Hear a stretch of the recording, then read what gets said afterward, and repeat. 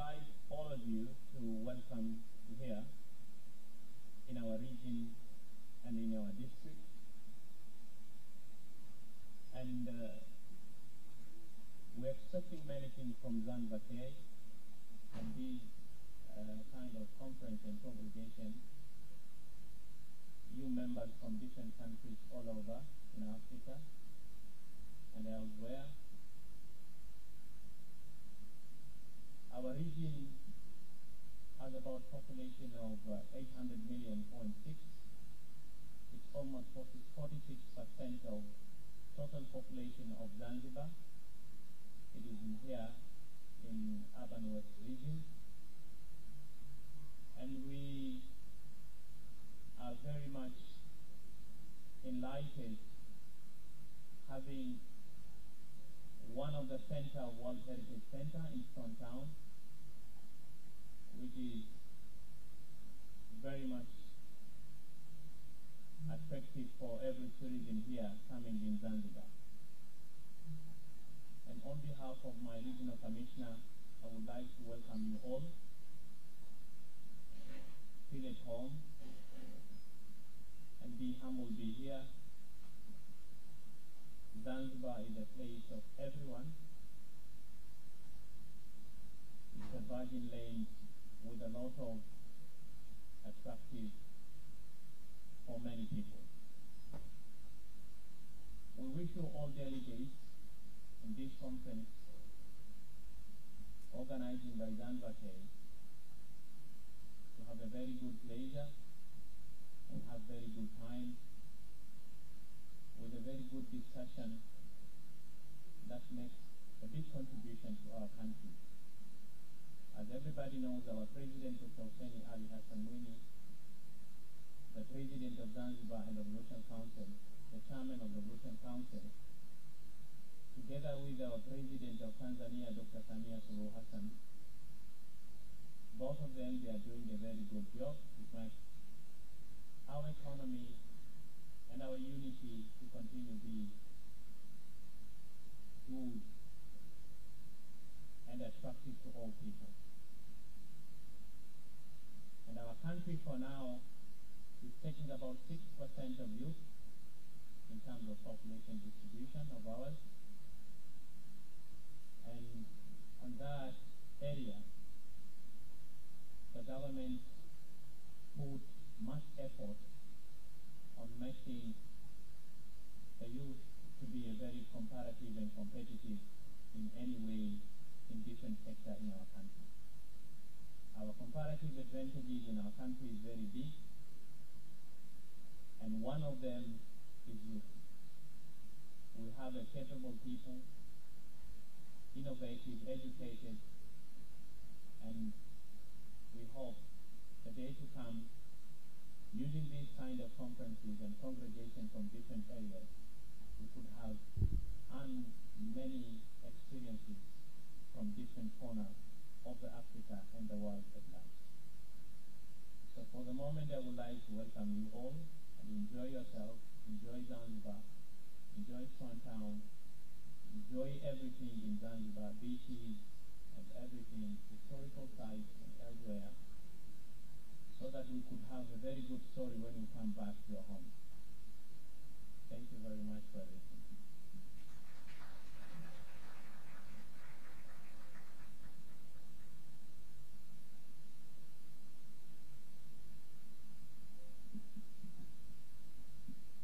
Thank you very much, Mr. Rashid Saraka. Asante kwa kukaribisha. I think so far we've had an amazing time with Zanzibar, at least for those people myself, of course. So, without further ado, first of all, if I may ask, how many people have seen a newborn child? Just hands up. Newborn child. Have we seen how the father takes care of the newborn child? How protective he gets? Ask the mother, like, why is the child crying? Panini analia. Huh? We've all seen that, right? So this man is basically the guardian. Let's say the father. COVID-19, where every member state they are striving to bounce back economically, we are going to use these ground soldiers. so much for your support. It's much appreciated. Managing Director, Funda, thank you so much for putting so much effort with the team that has been the wing behind your wing, or under your wing, in driving the agenda of saying, let us work together. The Secretary of Tourism from Malawi High Commission, I'm sure he is with us, representing our Minister of Tourism from Malawi, who was supposed to be here, but unfortunately due to some logistical challenges, where we are saying is African Tourism Board, in line with the African Union's agenda item of saying, how do we assist and how do we work towards a seamless exercise when it comes to traveling in Africa and abroad? So she had challenges with their passport that is still being held at the British High Commission. We want to welcome him here as he represents the Minister of Tourism, and I've noted that we do have our young people as far as Burundi. We want to say you are welcome. This is where we are saying as African Tourism Board, how do we break the divide that has separated us as member states? How do we break the divide that has separated us as brothers and sisters? We all belong to Africa, motherland Africa. We are all brothers and sisters. And God made it purposely that it's like a garden. When you walk to your garden, you have roses. Some they are pink, and some they are yellow, and some they are red. That's how He designed to beautify this beautiful continent of Africa. Otherwise, over and above, we are all of one descent. Africans and proudly Africans. And for all the organizers and the youth here, what I see in front of me here is shining stars. You are shining stars, and God, you are not an afterthought. When God designed you, He took His time. He molded you, and He had so much in store for you, to the extent that we need to fly as eagles, as young people. And we don't have to apologize.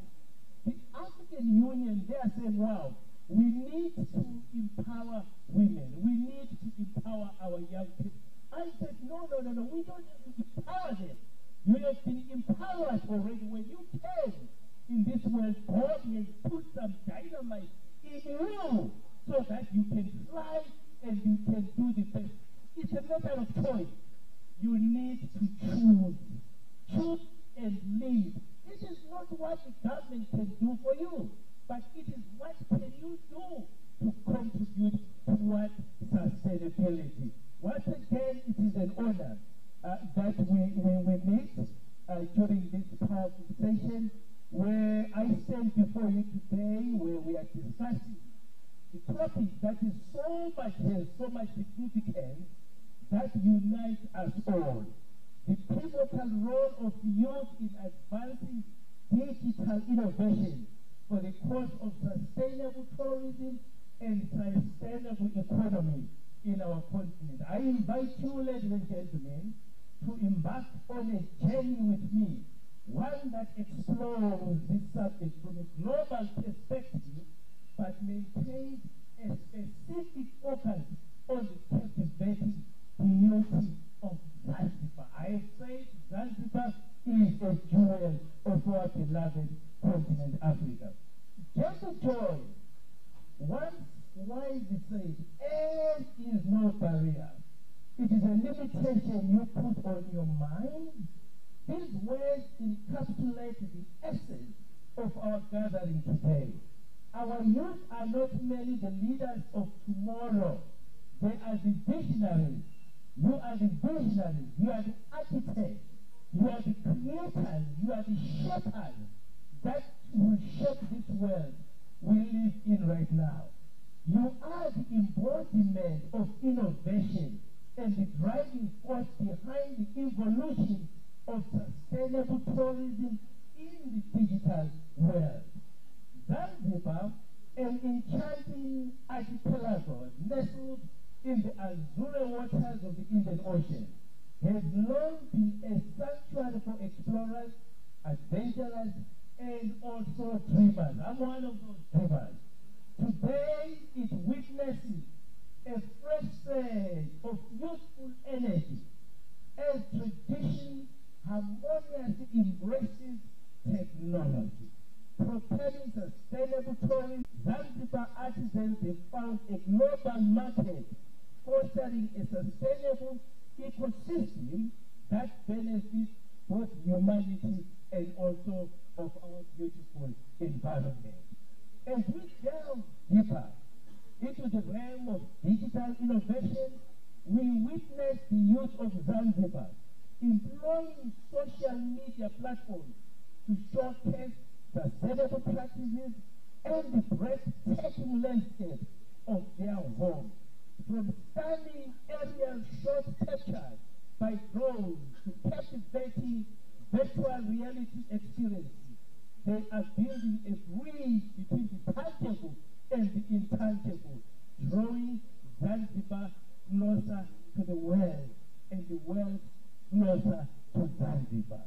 It is therefore, ladies and gentlemen, imperative to emphasize that digital innovation is not merely a marketing tool. It is an instrument of profound change, with all of Ahmed, a determined young entrepreneur who introduced a mobile app to connect tourists with local tour guides. His innovation ensures authenticity, cultural immersion, and a fair distribution of income within our local community. So, ladies and gentlemen, Zanzibar optimizes the true essence of sustainability tourism, where locals and visitors coexist harmoniously, nourishing each other's spirits without compromising the delicate balance of the island's ecosystem. Honorable Minister, had an opportunity to interact with our communities. What a divine, what a hospitality. These have been shaped as brand ambassadors of this beautiful destination of our beloved continent. In the words of the iconic pioneer of digital innovation, Steve Jobs, innovation distinguishes between a leader and a follower, which I believe that all of us here, we are going to be leaders at the end of this session. We are not going to be spectators, we are not going to be followers, but we are going to lead the way so that we achieve the agenda item goals of our forefathers. Zanzibar is not merely following a path, it is a blazing trail led by its youth, united in their determination to preserve their heritage, safeguard their nature, and forge a sustainable future. The endeavors of this visionary young mind not only enhance the potential for economic growth, but also cultivate a profound sense of pride and belonging within the local community. Let us all remember that our youth are not mere bystanders. You are not bystanders. They are co-creators, they are catalysts, and they are inspiration for change. We need a change in Africa. We cannot stand by, we cannot watch while our continent is still perceived as an undeveloped continent.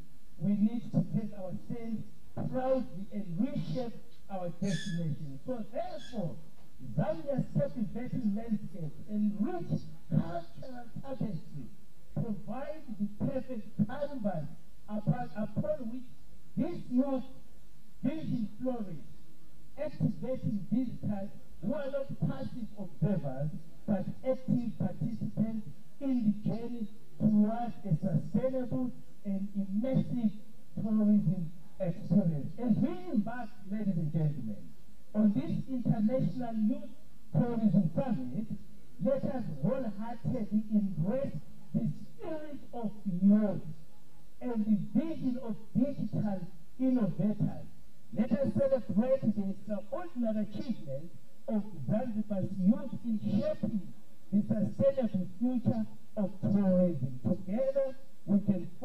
legacy that showcases how the youth passion of digital innovation can create a lasting and create a sustainable and create an enchanting world for generations to come. Therefore, I thank you, and may the creative spirit of our youth continue to bloom like a thriving Zanzibar spice garden. The honor is up to you.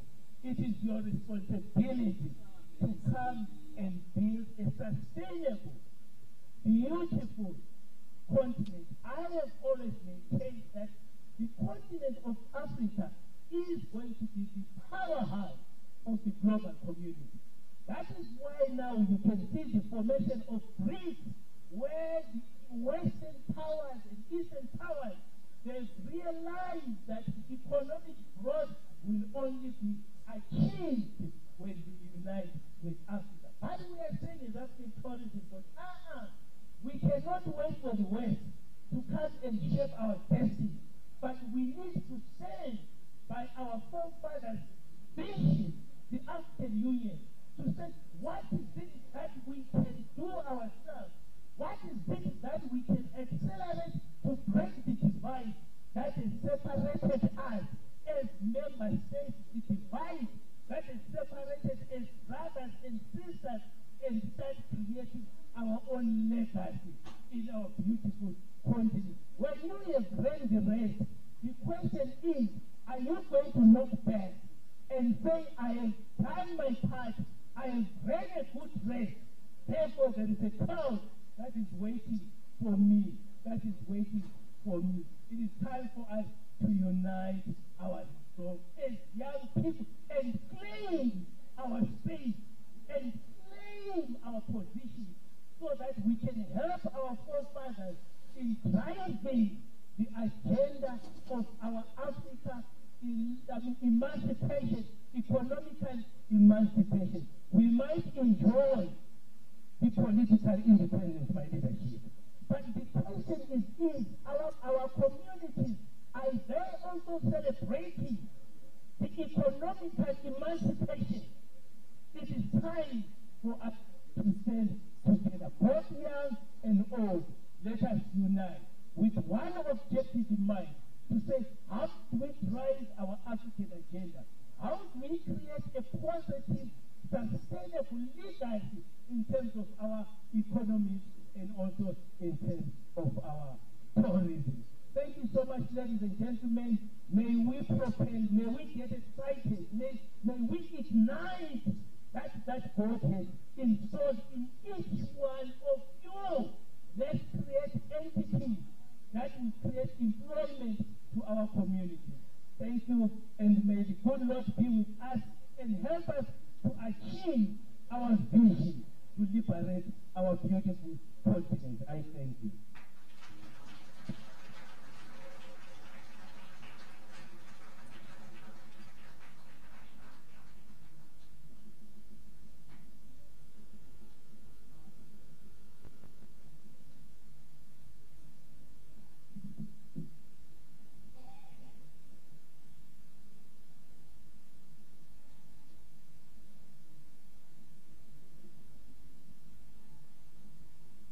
Thanks so much, Mr. Gustav. So, a quick recap to young people, and I quote, youth are not merely bystanders. We are the core of change. Can we repeat that? Okay? Youth are not merely bystanders.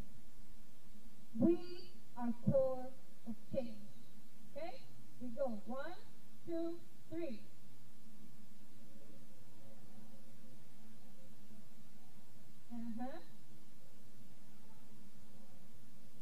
How did you believe that? What are you saying? Did you even believe that? Okay, say it like you mean it. Be part of what you speak. Okay? We go again. 1, 2, and 3. Bystanders.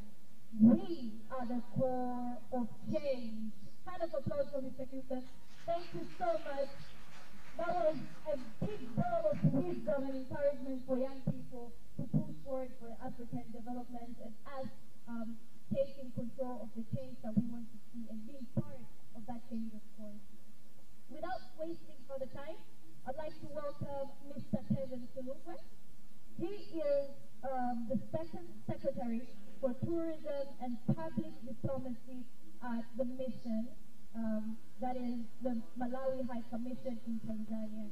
Please, a large hand of applause as he makes his way towards the podium. Karibu sana, Mr. Kevin Sulugwe. You're welcome.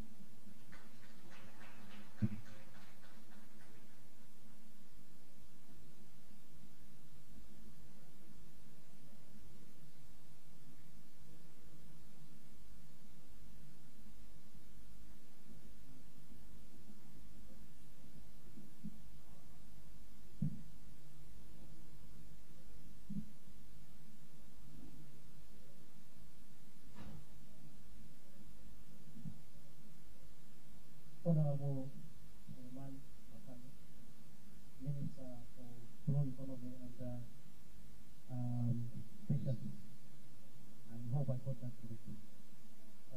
Honorable Rashid Isaraka, District Commissioner, Urban West, Mr. Cuthbert Kobe, and everyone here present.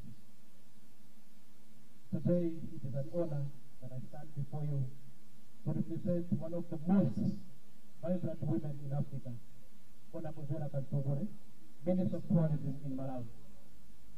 She's a leader, a soldier, and an advocate for good change of what we are focusing on today, youth and tourism.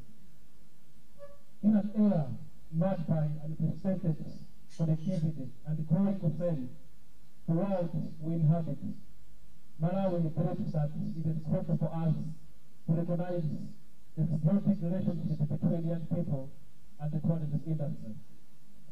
This industry, when approached with a focus on people, planet, and prosperity, has the power to shape our future positively. First and foremost, let us acknowledge the immense potential for youth.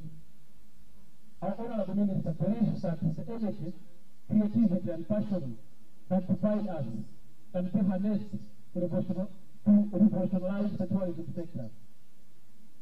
As young individuals, we possess a unique perspective freed by the limitations of past generations. Like our Honorable Minister believes in, she always says on podiums that ideas can bring fresh life into the industry, ensuring that it remains vibrant and relevant. However, as we embark on this journey, we must never forget the importance of placing people at the center of our endeavors. Tourism has the power to bridge cultural divides, foster understanding, and promote peace.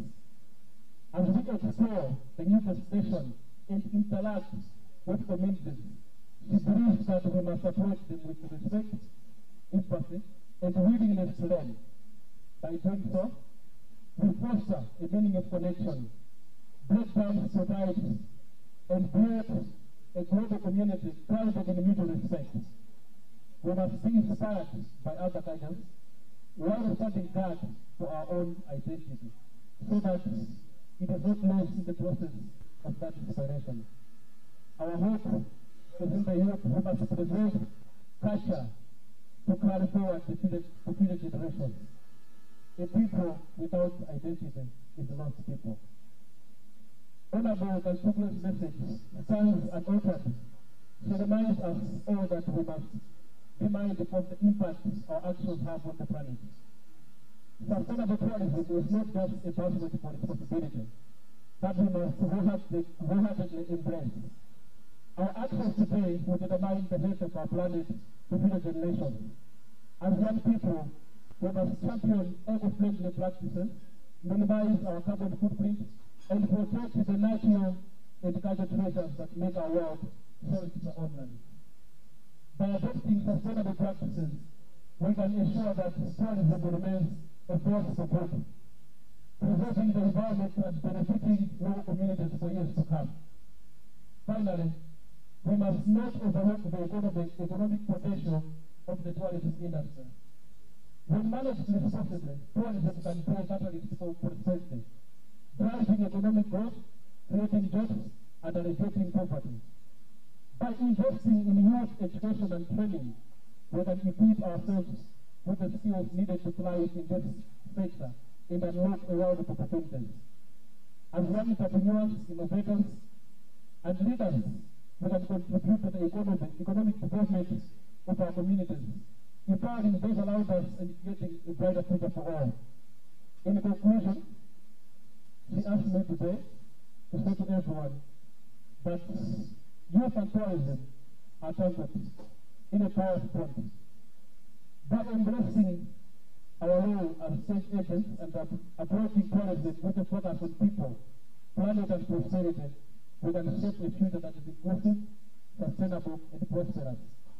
She also has to seize this opportunity to create a tourism industry that celebrates diversity, protects our planet, and empowers our communities. Together, we can build a legacy that future generations will be proud of. Thank you so much.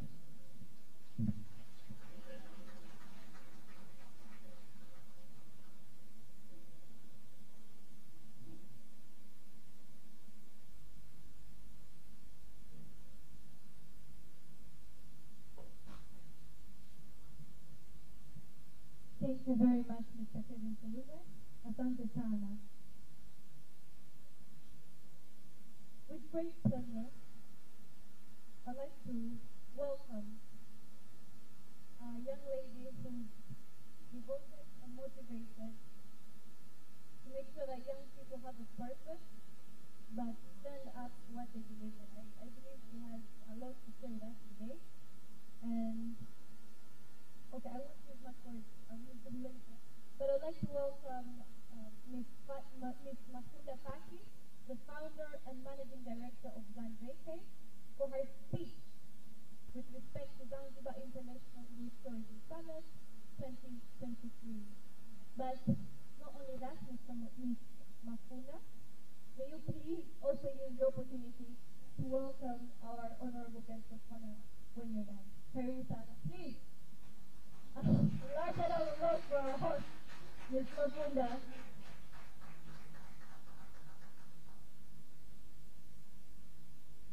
Hello everyone, good morning. I'm pointing to the views of Mao and Mason everywhere. Good morning. Hello, good morning. Did you see how DC Saraka spoke to you? He was very energetic. Did you see how Mr. Footsteps spoke to you? They were very energetic. Don't forget Mr. Calvin and the rest. So I need your energy. Good morning. Thank you so much. Dear Honorable Guest of Honor, Honorable Suleiman Makame, Minister for Tourism and Fisheries, Honorable DC, Honorable Rashid Saraka, Mr. Joseph Kube, Chairman of Africa Tourism Board, Ambassador Mary Kalikawe, Ambassador, Regional Ambassador of Africa Tourism Board, Mr. Kelvin Kulube, who is representative of the Minister for Tourism in Malawi, who is the Second Secretary of Tourism and Public Diplomacy at the mission, from Malawi High Commission, Tanzania, participants and delegates, invited guests, media, dear ladies and gentlemen, good morning once again.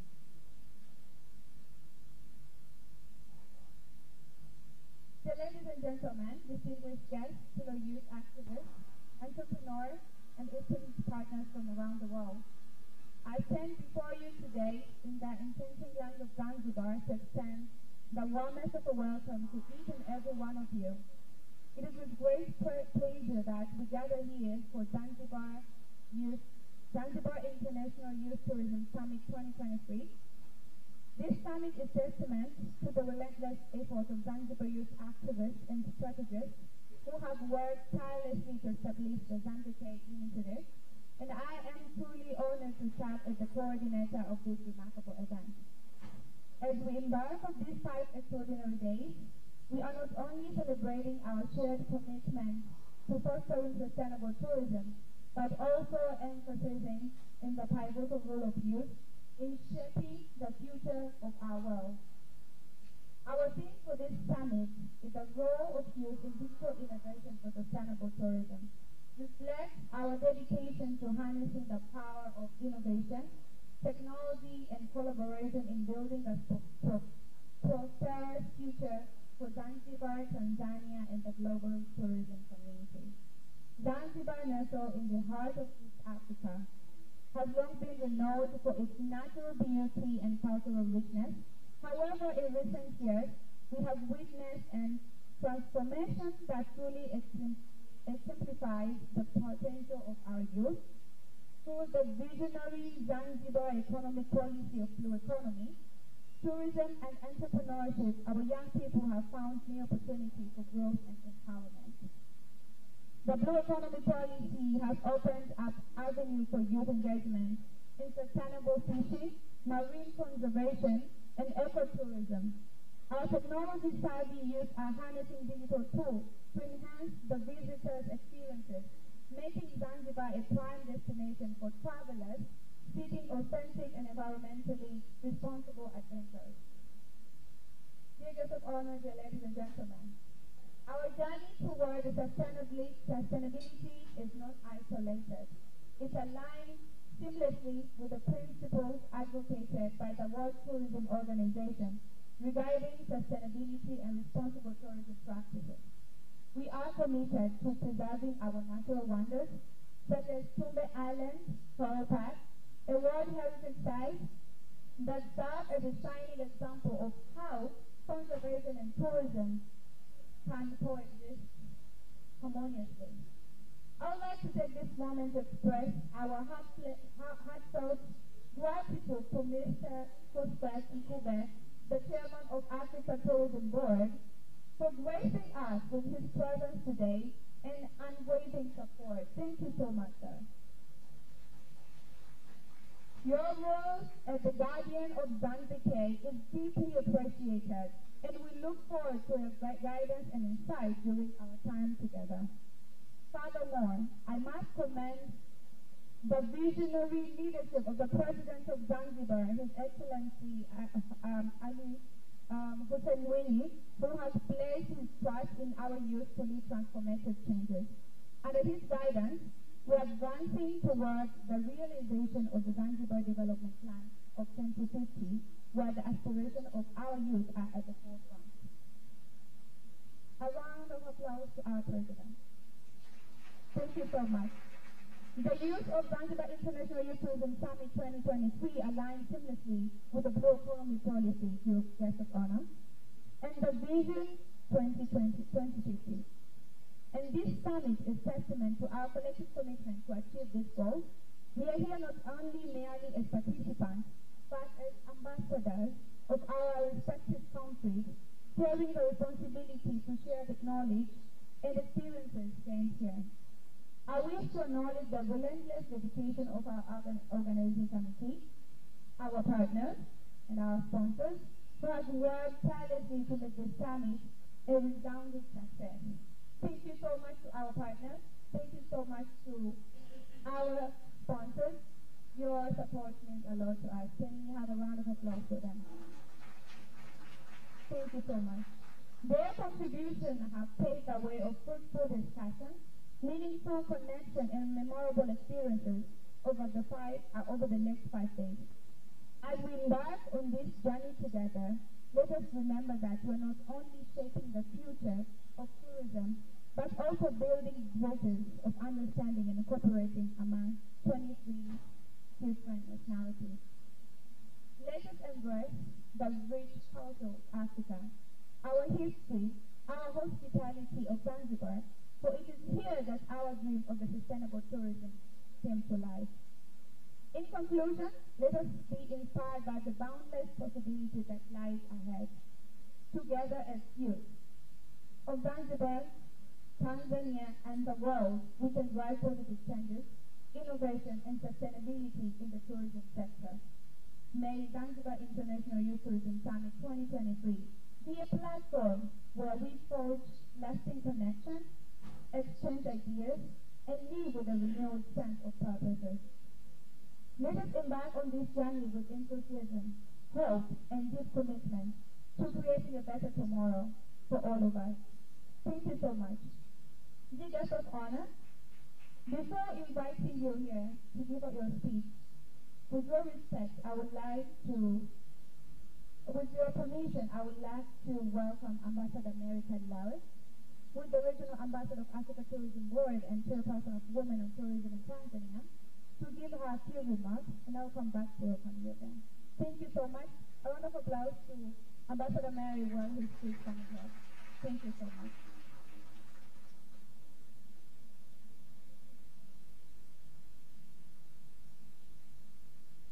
Thank you so much.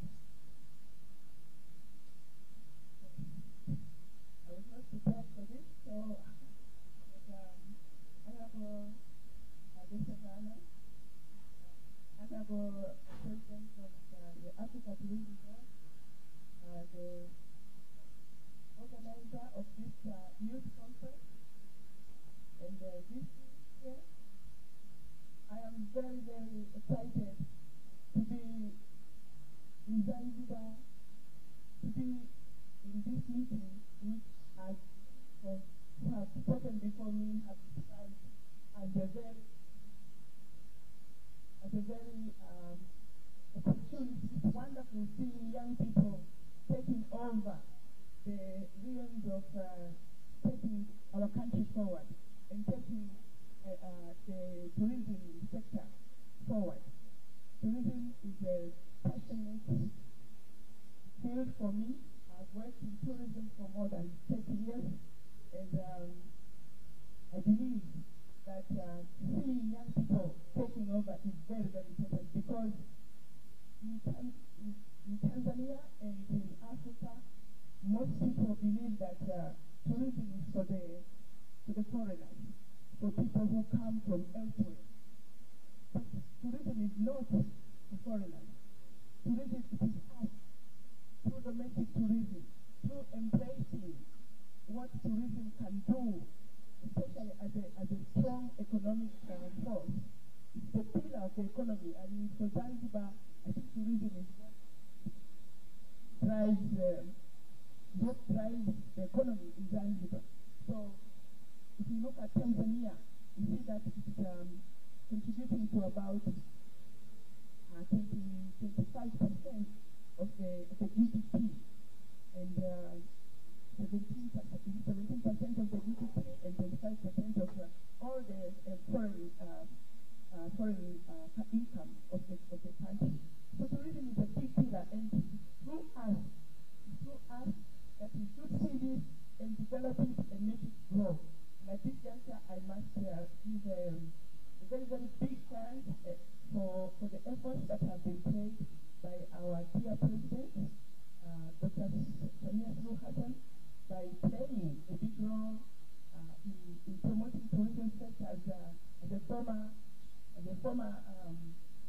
Minister of Tourism in Zanzibar, and later becoming a big model for tourism growth when she played a big role in the film The Royal Tour.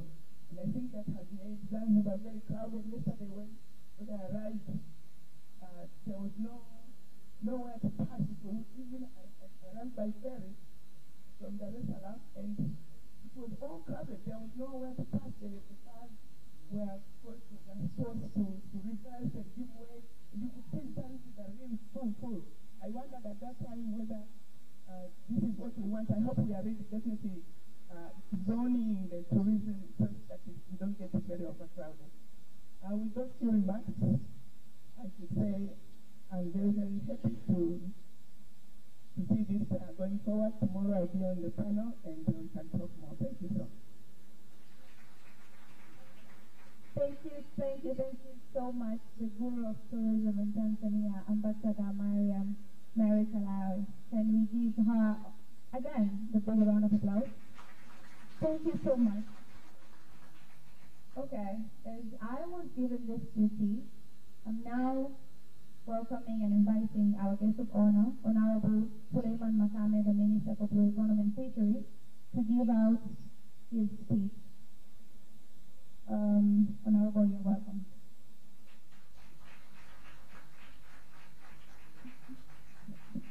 Can we please stand up? Thank you so much.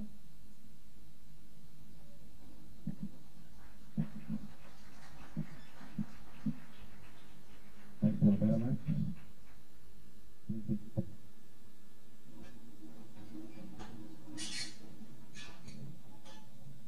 Honorable BC Rashid Mai Saraka,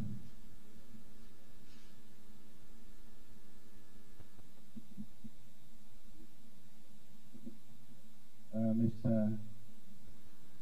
Joseph Kube, Chairman of Africa Tourism Board, Ambassador Mary Kalikawe, Regional Ambassador IPD, and Chairperson of Women Tourism in Tanzania, Madam Mafunda Faki, Founder and Managing Director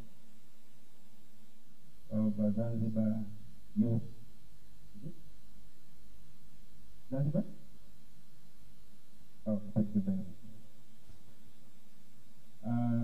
Mr. Kelvin Solokwe, Malawi High Commission in Tanzania, on behalf of Her Excellency. Members on the floor, all participants, members of the media, and other invited guests, good morning to you all. Ladies and gentlemen, allow me first of all to thank you very much for choosing Zanzibar as your destination to this a very important assignment.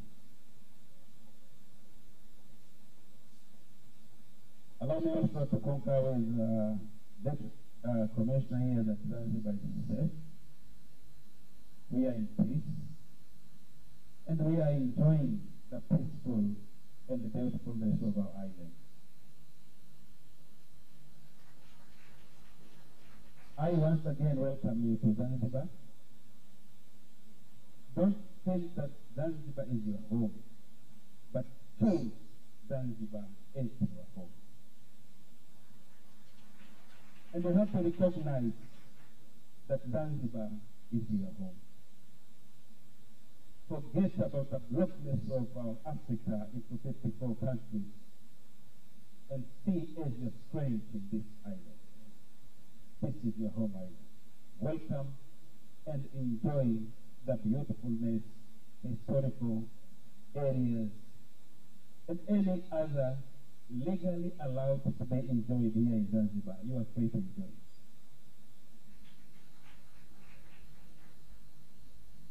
A very warm and heartfelt welcome to the beautiful shores of Zanzibar. We are the blue waters of the Indian Ocean, meet the rich cultural tapestry of our beautiful island. It is indeed an honor and a privilege to stand here before you today as we embark on this remarkable journey at the Zanzibar International Youth Summit 2023. Ladies and gentlemen, I extend my gratitude to each one of you for gracing us with your presence here in Zanzibar. And I extend my warmest greeting on behalf of the people of Zanzibar. Your presence here reflects your commitment to the development of our youth and promotion of sustainable tourism. I'm deeply humbled to address you today as the Minister for Economy and Fisheries in Zanzibar, an island where the boundless potential of our blue economy meets the technological innovation of our youth. The theme of this summit, Youth Role Digital Innovation for Sustainable Tourism, resonates deeply with our vision for the future of Zanzibar and Africa. Our youth are at the forefront of transforming our tourism sector, and their journey is a testament to their dedication and resilience. They have embraced technology as a tool for empowerment and sustainability. Ladies and gentlemen, allow me also to highlight some of the incredible steps taken by our youth here in Zanzibar under the leadership of Madam Mafunda Faki, who have been harnessing the potential of the blue economy and technology to make a difference. Take for example, if he's here, he has to stand. If not here, he will see and hear from us Ali Jape, a young entrepreneur whose innovative approach to sustainable tourism has not only benefited our local community, but also drawn visitors from around the world. Ali, through his technology-driven initiative, has paved the way for responsible tourism and economic empowerment. Moreover, our youth have embraced technology to create online platforms that showcase our rich cultural heritage and Persian natural beauty. They have effectively used social media and e-commerce to connect with travelers, sharing our unique stories, traditions, and experiences, thereby boosting tourism in our island.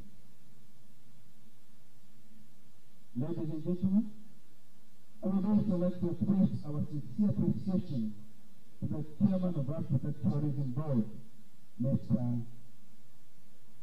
Usfot, for his unwavering support of our youth in organizing this extremely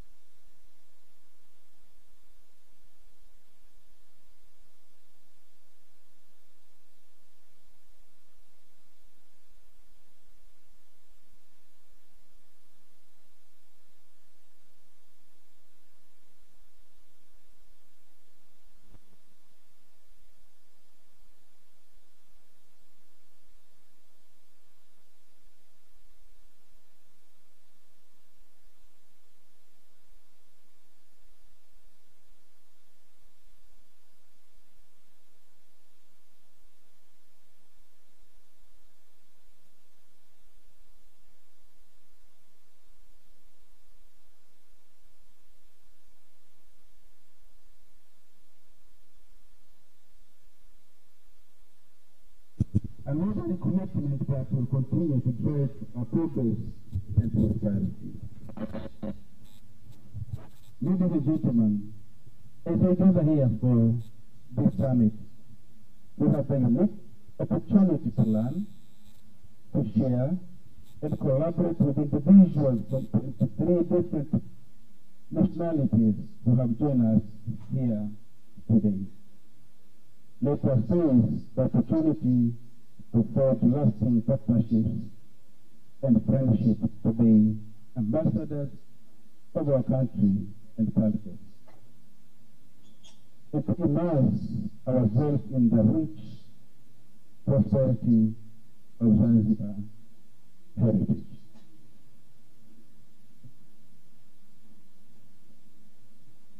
Ladies and gentlemen,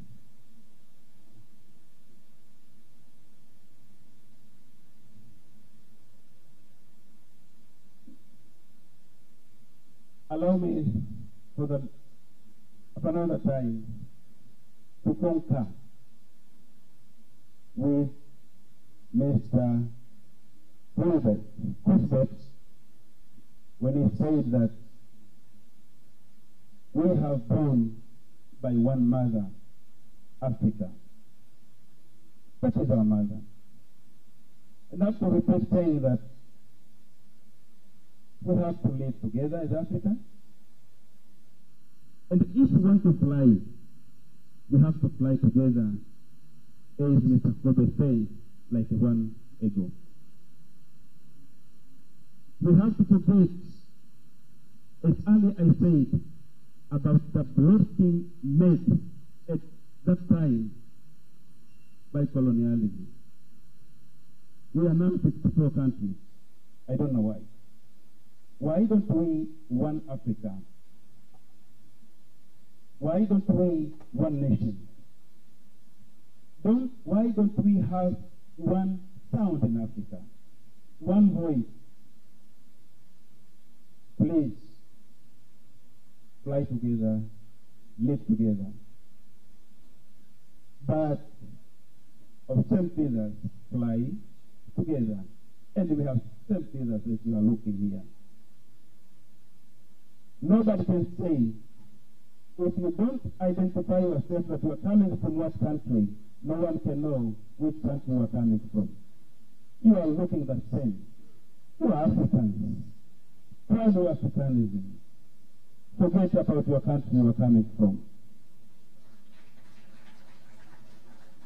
This is time to build our Africa.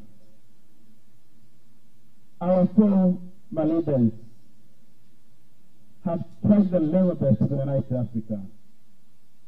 Have devoted their time, their money, their life to unite Africa. Why? Youth is an engine of Africa. Don't unite ourselves, fight for ourselves, use our resource to develop Africa. Africa is the richest continent in the world, but I don't know why we are still bulldozed by other countries. It is shame, and the youth you have to stand together, make sure that we develop our continent. Make sure we change our continent. As our fathers did, now we have to do. We have to do. We have to support. I'm coming from Malawi. I'm coming from Tanzania. It is nonsense. It cannot help you. You have resources. Some are coming here and take your resources. You are sleeping. You are youth. You have to wake up. Don't stop unless we achieve our goals to develop and change Africa positively.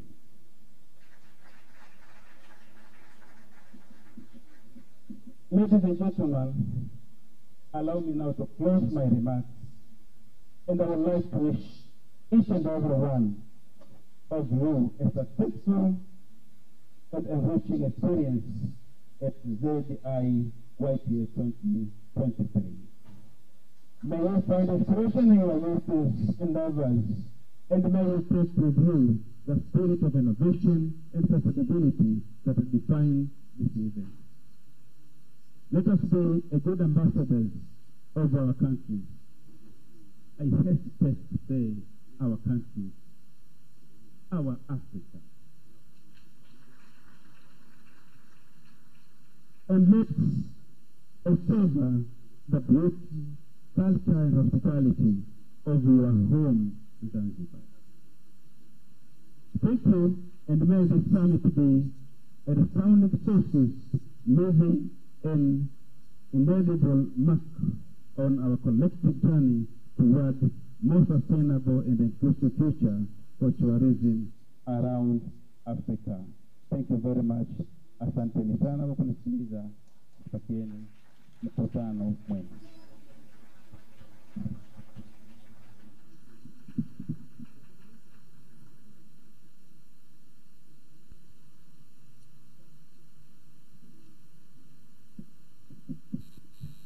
A warm hand of applause for the minister. Once again, those were her remarks given. Thank you so much, Your Excellency. But once again, although not listed in our schedule, we have something very special that we'd like to share with this audience today. I'd like to ask you, Honorable Minister, accompanied by Mr. Cooper, to please make way down the stage, followed by Ms. Mafunda, as well as the Regional Commissioner. What will take place, a little bit highlight will be given by Mr. Cooper.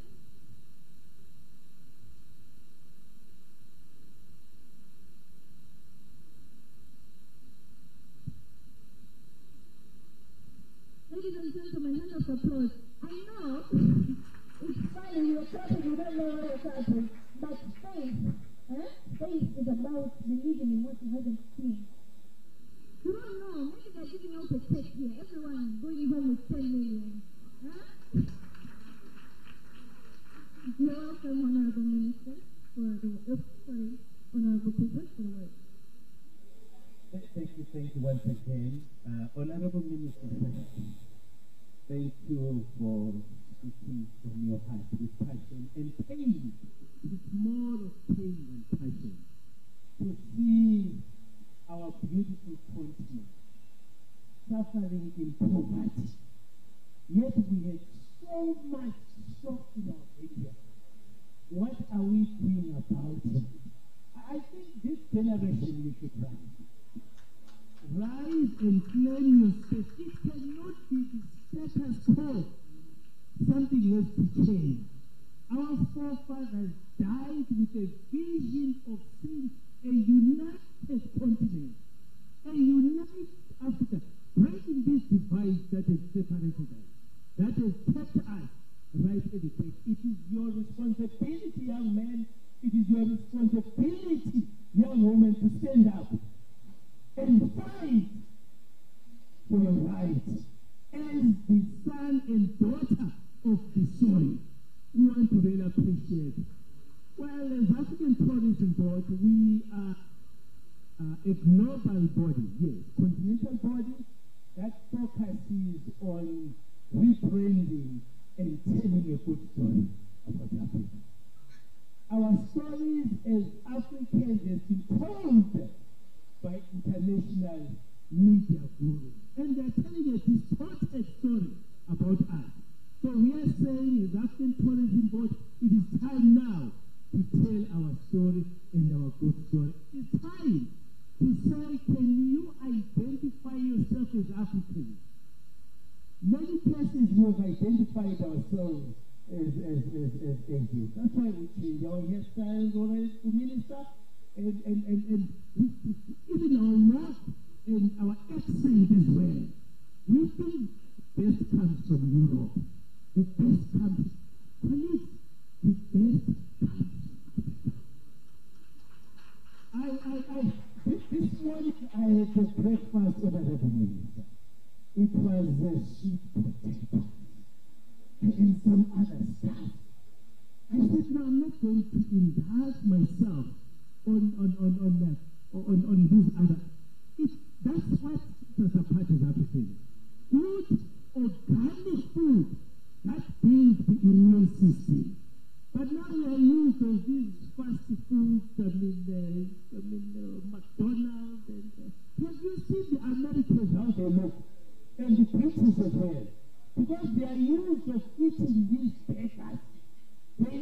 fear of death, and it doesn't affect me. So Africa, it is time for us to stand and appreciate what God has given us. So as African Tourism Board, we are working with the African Union. We have just signed up a memorandum of understanding so that we expedite the process of the fulfillment of the agenda items. And one of our priority areas is to say, Honourable Minister, I have 6 passports.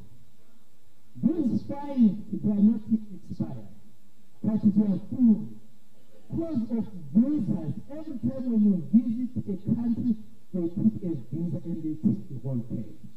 So we are saying to AU, we want to expedite the process of the African Union passport, which is our priority agenda. So we're working hand in hand with them.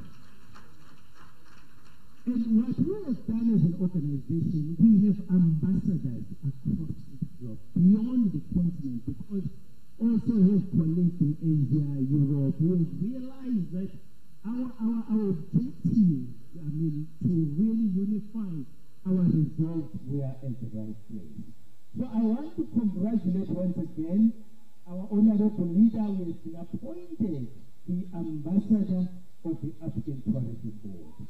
Our plea, Honorable Minister, is to bring her closer and give her all the support she needs so that she'll be able to promote this country as a preferred, actually the whole region as a preferred destination of choice. So we are here to hand over the certificate that endorses her as the African Tourism Board ambassador, fulfilling our mission as an organization. So we want to hand over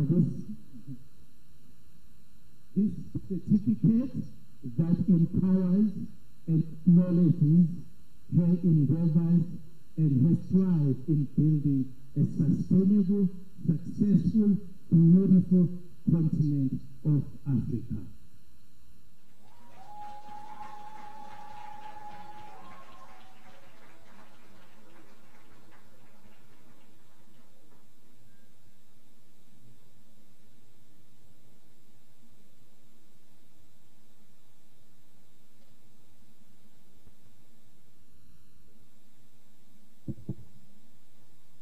Thank you very much.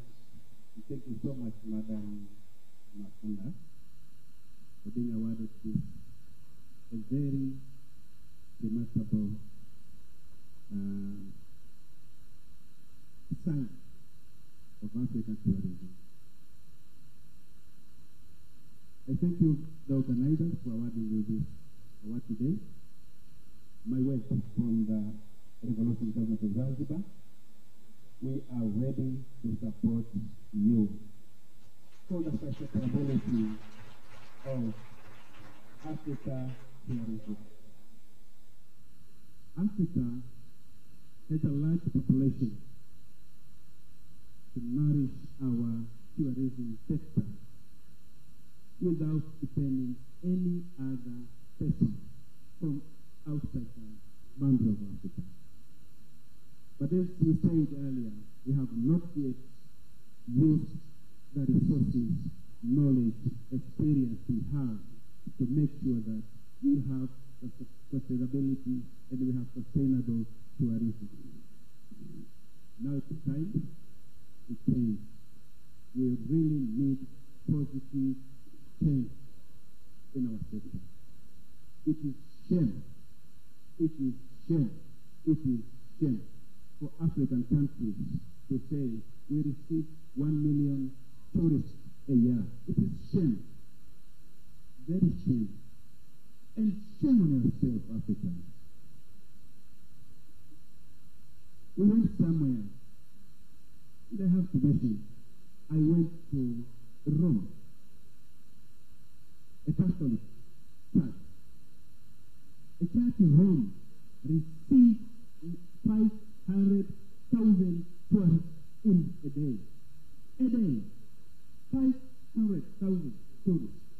Not in Rome, Why not in Africa? Why not in Africa? We have everything in Africa. We have so many attractions for tourism in Africa. We are unique. Please, proud of your uniqueness, to empower youth, empower people, innovation, creativity, to make sure that we are Africa developed country. That is my word, that we are ready, the government of Zanzibar, to support anybody for the development of Zanzibar and Africa in general. And I'm taking this opportunity to congratulate you and say you are welcome to the government. We are ready to support you. You and all youth in this island. That's the vision of Dr. Hussein, especially empowering women. That is one of the agenda, even in the blue economy. Tourism is one of the priorities of blue economy. We are ready to support you. Thank you very much.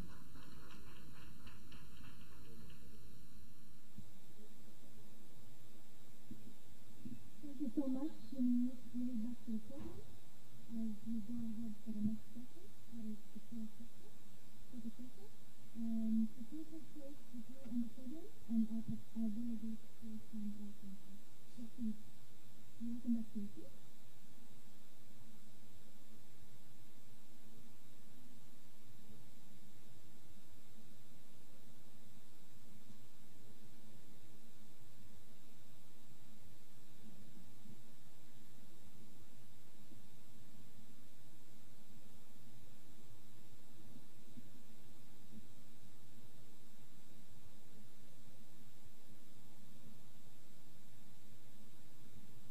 Hello, how are you?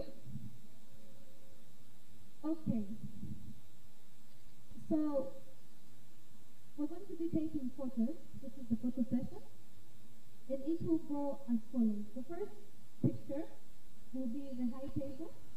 I think our photography team is inside. We're good? Okay. The first picture will be the high table itself, and as we await, protocol team, can we please have assistance for us? Can we please have your assistance? We need this table cleared. Please protocol team.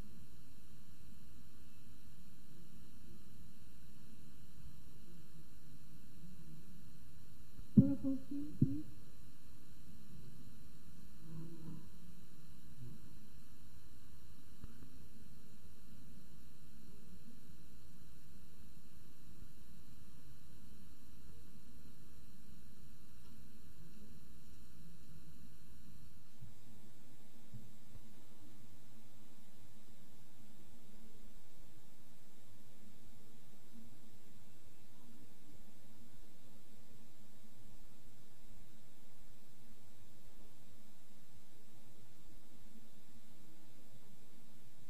Thank you. Following, may you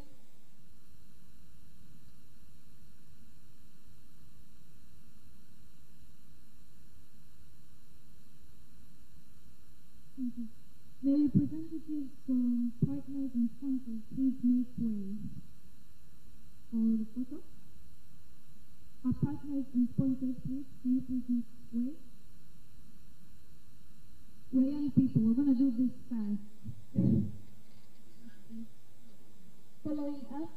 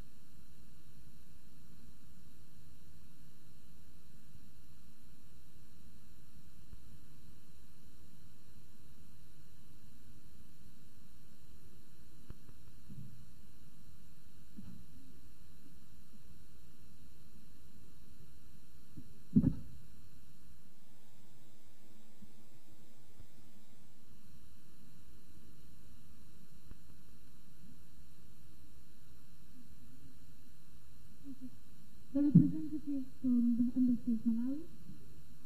Please make way.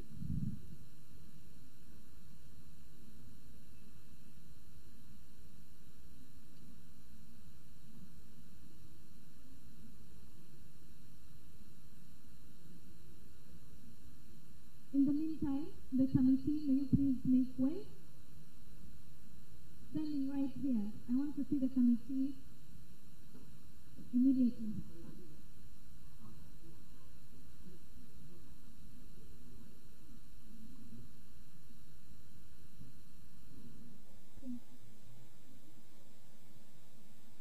Thank you so much.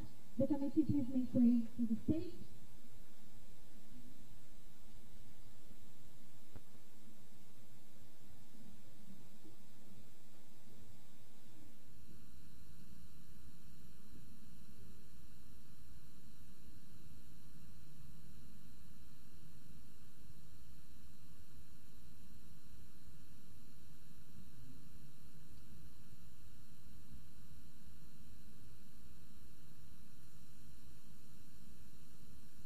Smile.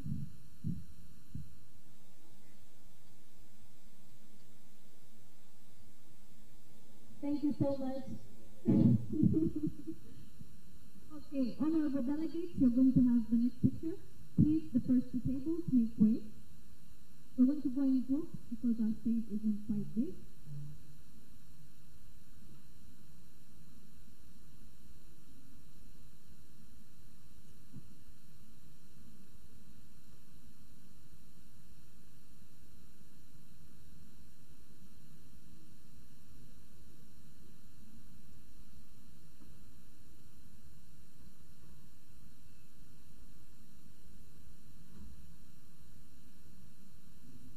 As we wait for them to finish the next two tables, please make way as we leave before us. Protocol team, please help with directing these tables to stand next.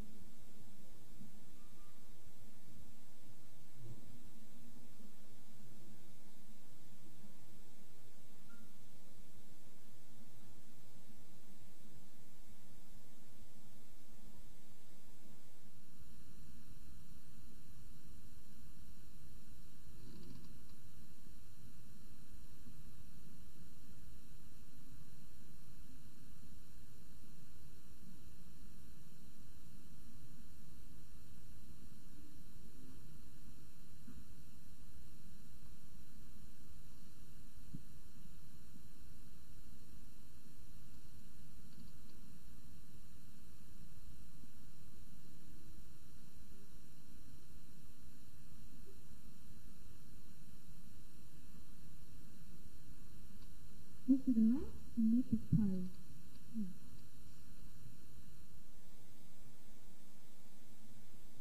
Reminding you to smile, Romano. These people are going on the Instagram.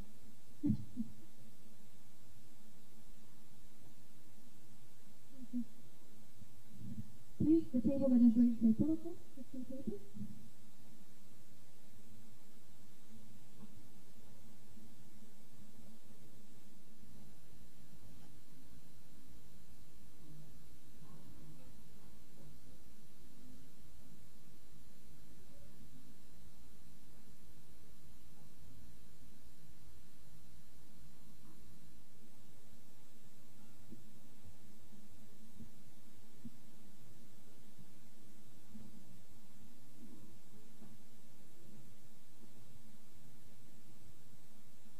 Move more to the right and make it private. The lady on the steps, I think you could, yeah.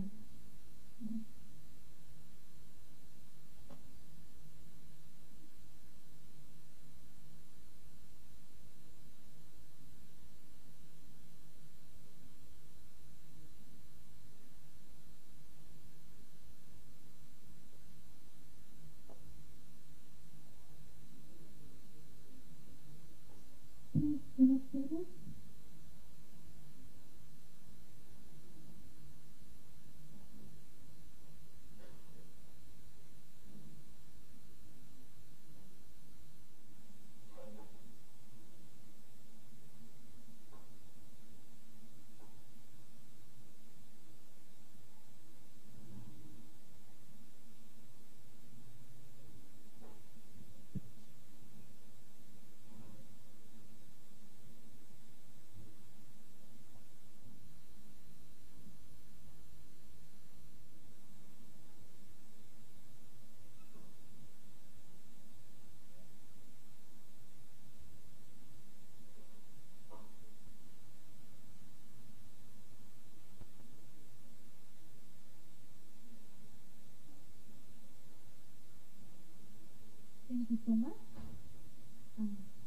invited guests, you're welcome for a picture. If I haven't mentioned you in any of the groups, you're welcome for a picture. Please make way to the stage.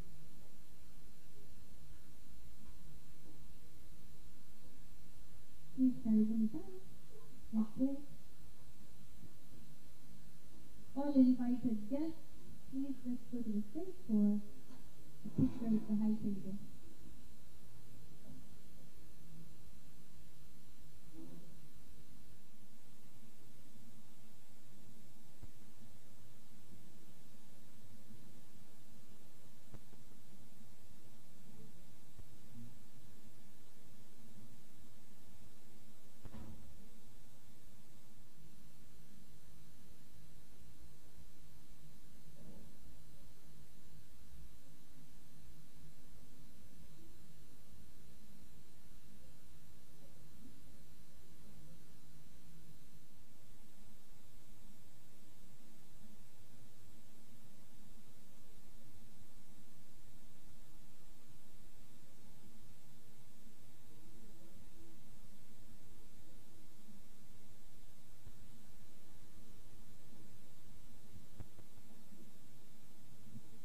Thank you very much. Bakari, please have the podium back on stage.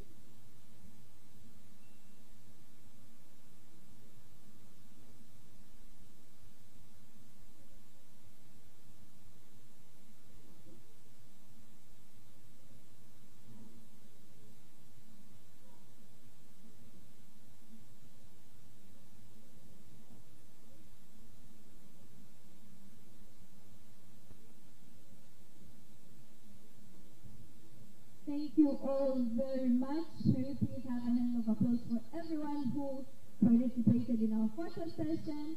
Jamani, tupitieni makofi. You are healthy, you took a beautiful picture, now you have a photo to post on your status. You have something to add on our feed. Okay, this has been a very wonderful session. Thank you, everyone. To round up the first session, it is with great pleasure that I would like to welcome Mr. Mzee, who is the Communications Officer for this summit. May you please come and give us conclusive remarks and all that this summit committee has to say. And please, a large round of applause. And so if you don't clap for him, you don't see pictures. You won't get those links. Thank you so much. The moderator, Agnes Khadija, from Youth of United Nations, Tanzania. Honorable Guest of Honor, Mr. Honorable Suleiman Mohammed, the Minister for Blue Economy and Fisheries, Zanzibar, all high table members, honorable delegates, invited guests, sponsors, partners, media personnel, and all who are invited here, a very good morning to all of you. Well, as we are winding up the official opening ceremony for the Zanzibar International Youth Tourism Summit, I, Abdallah, Mzee, who is now wearing the hat of being the Secretary General for the Zanzibar International Youth Tourism Summit 2023, again, I would really love to welcome you all to Zanzibar. For the international delegates, you've been very kind to us, trusting us, coming to Zanzibar. And for us, this has been a great privilege, and we thank you all for this. And for the local participants, thank you so much for again joining us, showing the spirit that we are the ones who are responsible for the development of Zanzibar and Tanzania. For that, congratulate yourselves, please. Well, honorable guests of honor, I'm here to not giving out the remarks, but rather the request that the organizing committee of Zanzibar International Youth Tourism Summit has to you specifically, and to the other high-table members, of course. So the first request is that we are kindly requesting, if it's in your favor, and if it won't destroy your other commitments, for you to wait for our first summit session to see how the young people represented discussing the issues regarding sustainable tourism. And the second request is for you, the guest of honor, because there are important people who haven't been mentioned here, and for that I do strongly apologize. We are having exhibitors, young entrepreneurs, advancement makers, with our goal of empowering young people. We have invited local entrepreneurs to come to this summit to be part of Zanzibar International Youth Tourism Summit. So we kindly request for you to visit the exhibitors and see what they have in the contribution of sustainable tourism.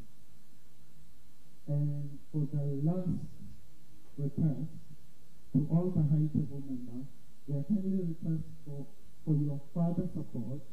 This has been a hectic and a very, I'm trying to find a good word here. Yeah, it has been very difficult organizing the summit, since it's an international summit, and as you can all see, the summit is organized by the young people, and of course with the help of African Tourism Board and two ministries in Tanzania. The Ministry for Tourism and Heritage and the Ministry of Information, Youth, Culture and Sports, Zanzibar. With all of that support, we are kindly requesting further support for you to help out to finish this summit and to make it a success. After the opening ceremony, we'll be continuing with the summit session 1 and 2 from today and tomorrow. We are also having an exploring day, which is on Monday. We'll be visiting our very close friend, Kumbe Island, and we'll also be visiting Kuga Cave, and our very best friend, at Salam Community Foundation at Stephen County. All of this needs support, and we are not shy to say we cannot do it alone. We cannot make it without your support. So take this request into heart and see where you can possibly support Zanzibar to make Zanzibar International Youth Tourism Summit a success. With these few remarks, I will now allow the moderator to come and continue with the program. Thank you all.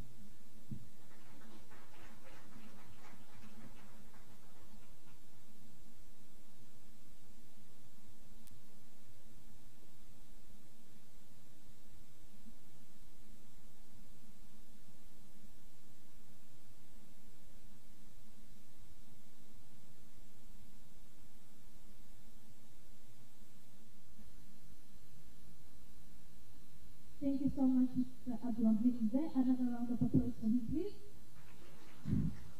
Thank you very much. And that marks the end of the first session. But for the meantime, Ms. Mafuna, can you please leave our high table towards exhibition area so that they can take sight of everything that young people are doing in Zanzibar and experience it firsthand. Thank you so much. Can you please escort them with a hand of applause as they walk out?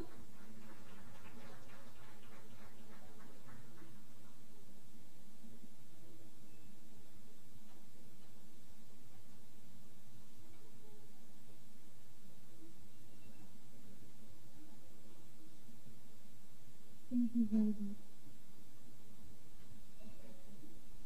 Protocol team, I think you're on standby. Our guests are making it.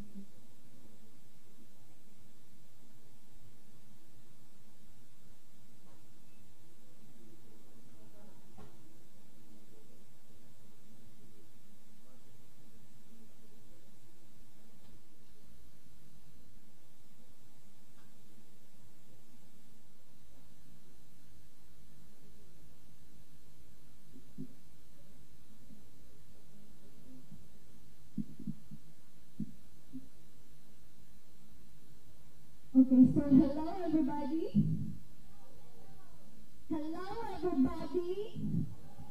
I still can hear you. I said hello, everybody. So, the others have left. Now young people are here. You know what they say? When the dog wins, the rats dominate.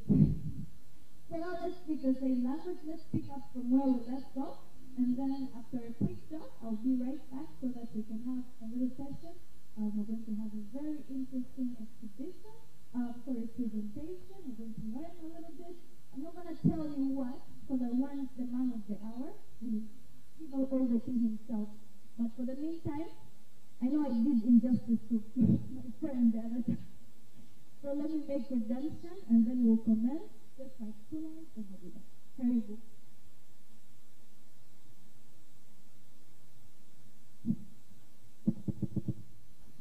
Hi again.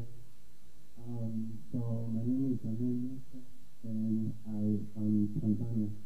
I am currently a university student, and I'm studying computer science. And so far, I've already learned new things, and I'm expecting to learn more before the end. Before the day ends. Thank you.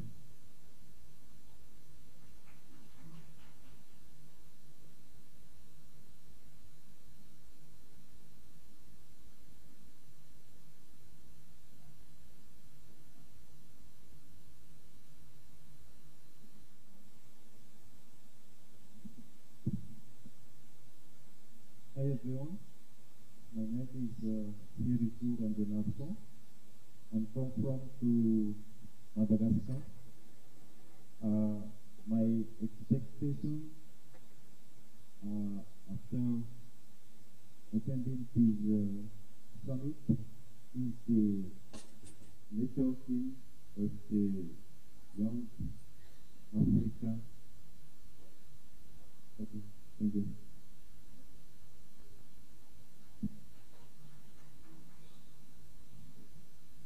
Hello, good morning. My name is Benedict Lucas, you can call me Ben. I'm an engineer by professional, but I do tourism right now. I've shifted from engineering to tourism. Tourism is my business. By the way, in a group of delegates, I use the Skylight Tour number, as you can see. You can go through our catalog. There's different activities that we do. There's different tours, there's different services. You can have a look at prices, a lot of things. I'm looking for partnership of different tour operators from all over the world. Please feel free to contact me anytime. Karibu.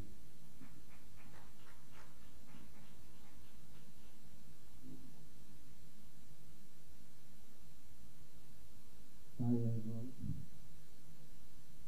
My name is Yasser Abdalla. I'm from Kenya. I'm a third year student in university dealing with computer science, and I also work part-time in machine learning and artificial intelligence. Thank you. Hello everyone. My name is Bakari, and I'm honored to be member of this team that this day in Spanish, and I'm the treasurer of Eastern International Chapter, and I'm eager to celebrate and contribute with you all to this thing.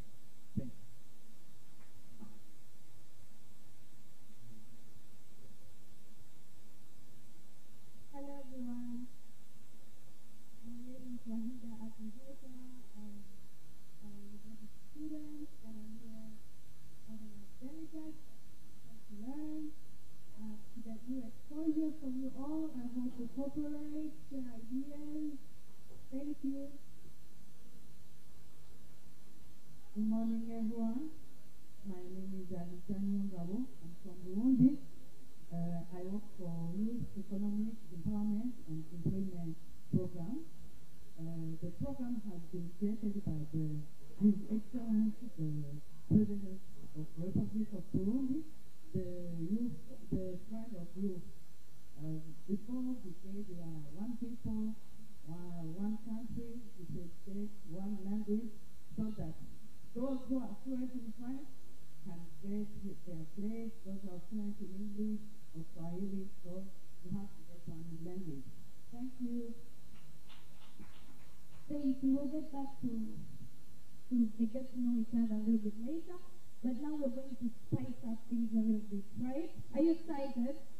Drum rolls. So, towards this summit, this is going to be our way of communicating. So, very simple. When I say drum rolls, what do you understand? Okay. So we're going to do that, okay? So drum roll, please. Which drums are those? I don't know. So drum roll, please. It's game time. Okay? So I need 5 people here. Just 5. 5 people. And now we know confident people. Where are my 5 people at? Where are my 5? Hey, come here, please. Hand of applause for my 5 people. 2 more. Guys, where are you? Guys, you're disappointing me. Guys, where are you? Yes, come here. I see you right there. You're right there. Yes. Okay, can I have like 3 more guys? Wait, where are you? Girls are defeating you. Like, this is crazy. Do you also need empowerment? I'm curious. Now we're moving to male empowerment. Okay, so this is a communication thing, okay? This is a communication. Guys. Mix yourself up. Yeah. So we're at a summit. And what happens at a summit? What? What happens at a summit? What? What happens at a summit? You raise the summit. No! That's not how it goes. So it's the opposite. So with the summit, you discuss, you come up with resolutions, and you go forth being advocates of those resolutions. So what happens is, youth, we have so many summits, we have so many discussions going on, okay?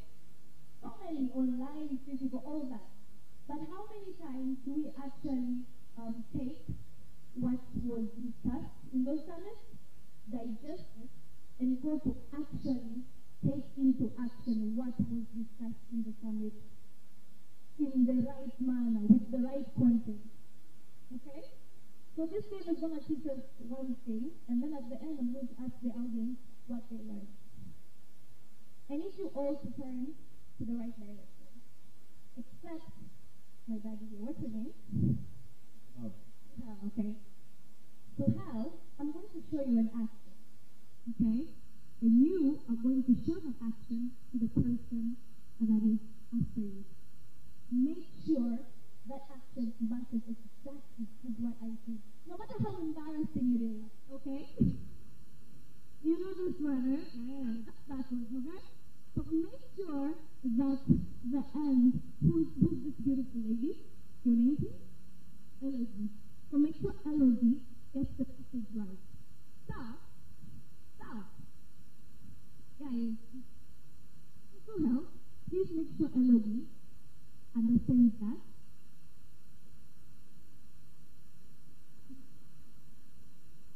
Did you get that? Okay? No, why are you keeping it out? Just look. Yeah. Let me change it, okay?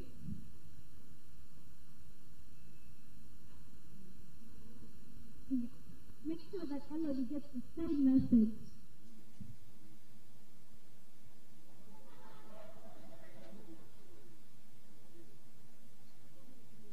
It's only one, okay? Yeah. Okay, so.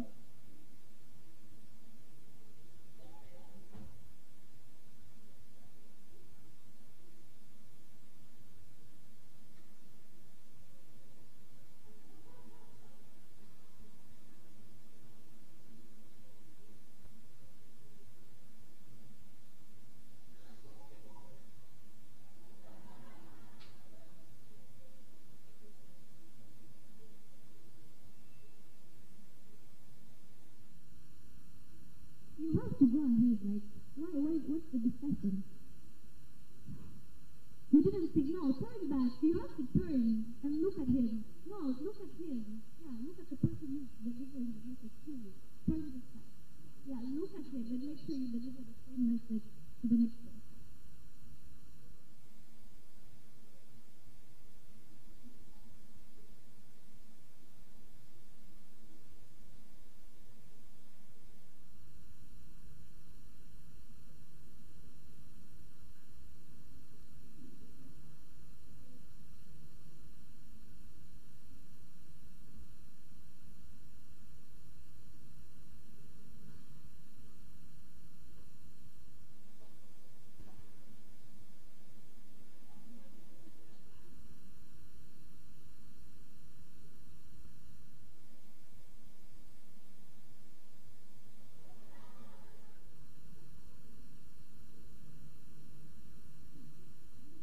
So Elohim, what comes before the first and the last person?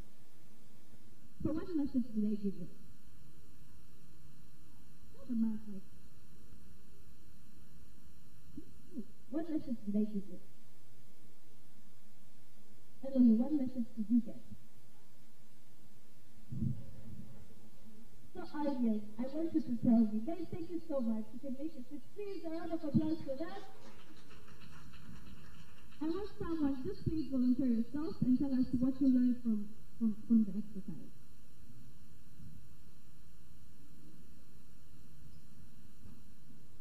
What I learned, okay, my name is Carolina Severa. I'm from Equatorial Guinea. What I was able to learn from the game is sometimes what you get, like what you're initially taught is not what gets to the consumers or the last people who are supposed to get the information. Because when it passes through different channels, obviously something might be added or deducted. Any guy, please? Any gentleman to tell us what it is? Okay. Thank you. I'm Mzee from Tanzania. What I've learned is that when you take message that you are given, make sure you deliver it the way it should be. That's one thing I've learned. The next thing is attentiveness is needed when you give a message. So there are some participants who are not attentive when they are giving the message, so the delivery is correct. Thank you.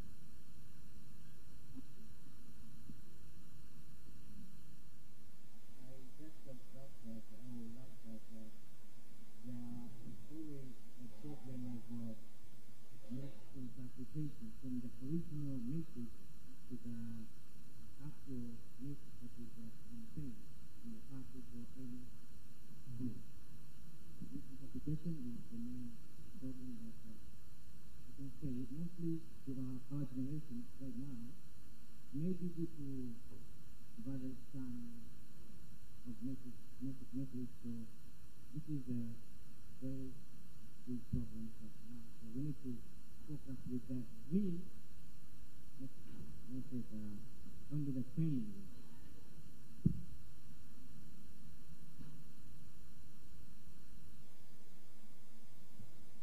Okay, thank you so much. So from the game, everyone, like, you got all the right answers. In most cases, especially when it involves kidding, a lot of jokes and exercises like this, people tend to not take things seriously. Like when I told them and said it's just a game, people came there laughing and we were laughing. I gave a simple instruction or a simple message. Deliver it as it is. And an element was taken out. And during that process, people were laughing. Or a person is being told that I was told 1, 2, 3, and the person is like, what? What were you told? No, let me just change it a little bit.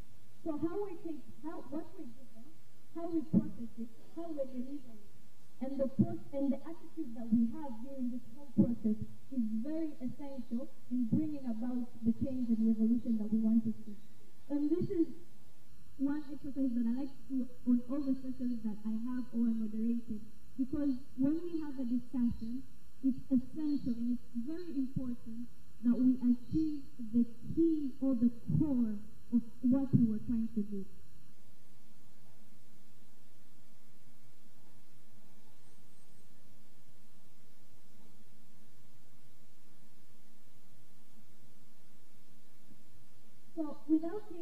time, we'll get more to fun exercises later.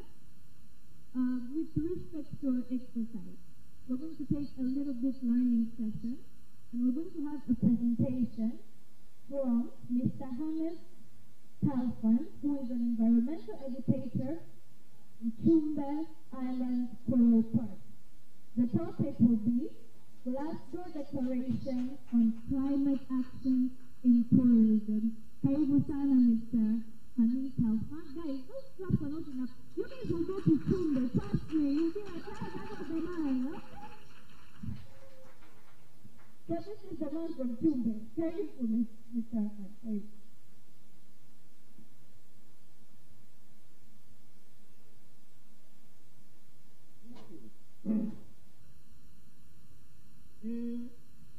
يا معشر الشباب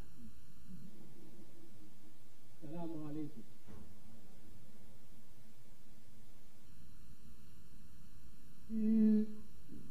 I think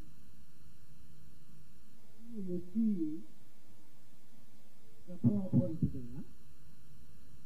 Or it should be in the center.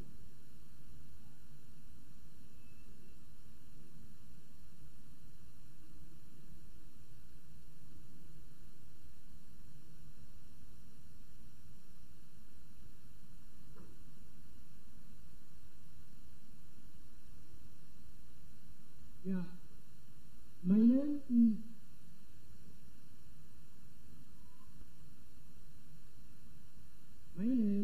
Hamid. I am not young like you. I think most of you are my children. But I am studying to be environmental educator, not less than 30 years. But working with children, it is 23 years. Other years, I was working in the forestry department.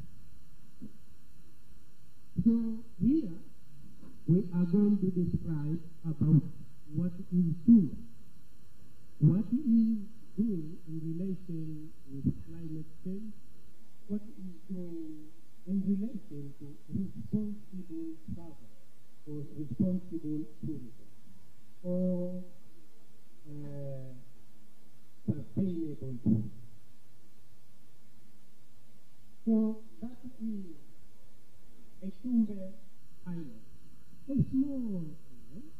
It is not big, just 1.1 kilometer land, and like you see, its width was round. It is approximately 50 meters, and the widest area is 300 meters.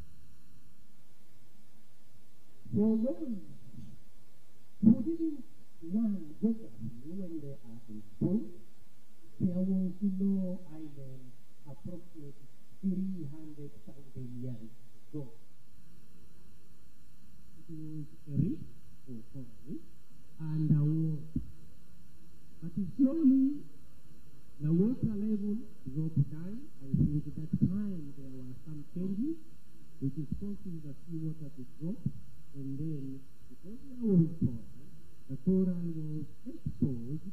Now there is an island dominated with coral red forest.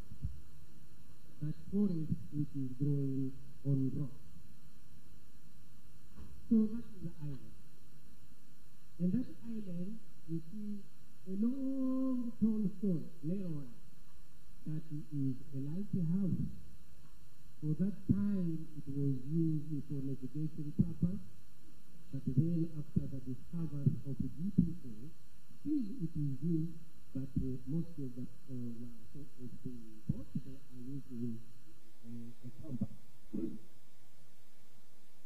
The island for a long time, since 1904, the lighthouse was built, and for a long time the island is used as a fishing camp.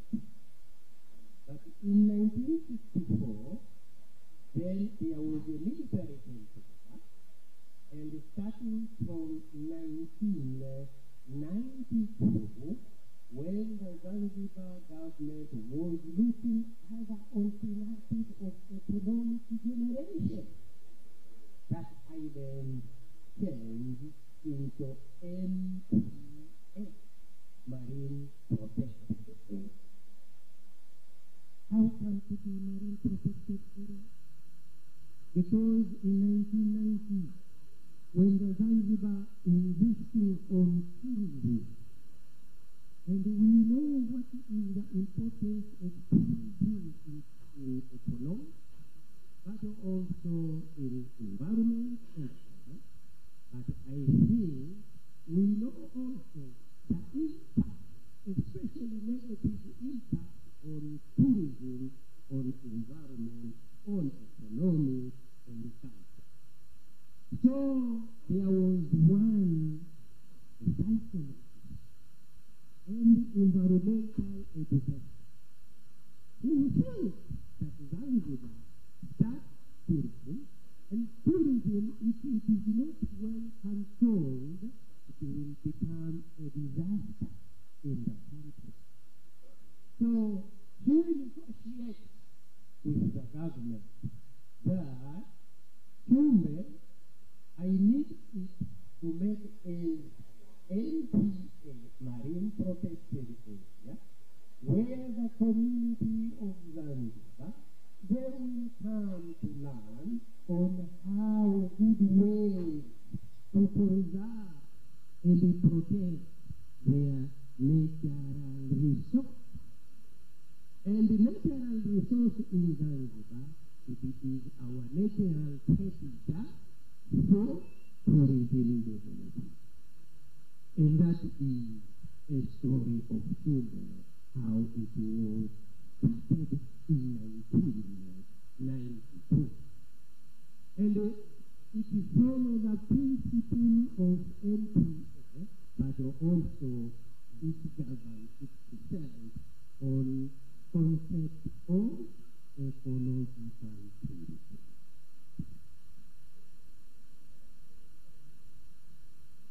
So that is the position of Njombe. If you see the red, that is the position where it is, and for the map of Zanzibar, it is just down there after the Sonta. It is about 7 kilometers from here up to there. When you go out there, when you look to the beach, so you will see the island with lighthouse. That is Njombe Island Coral Park, and in Monday, some of you will get a chance to visit there. Yes? Of course.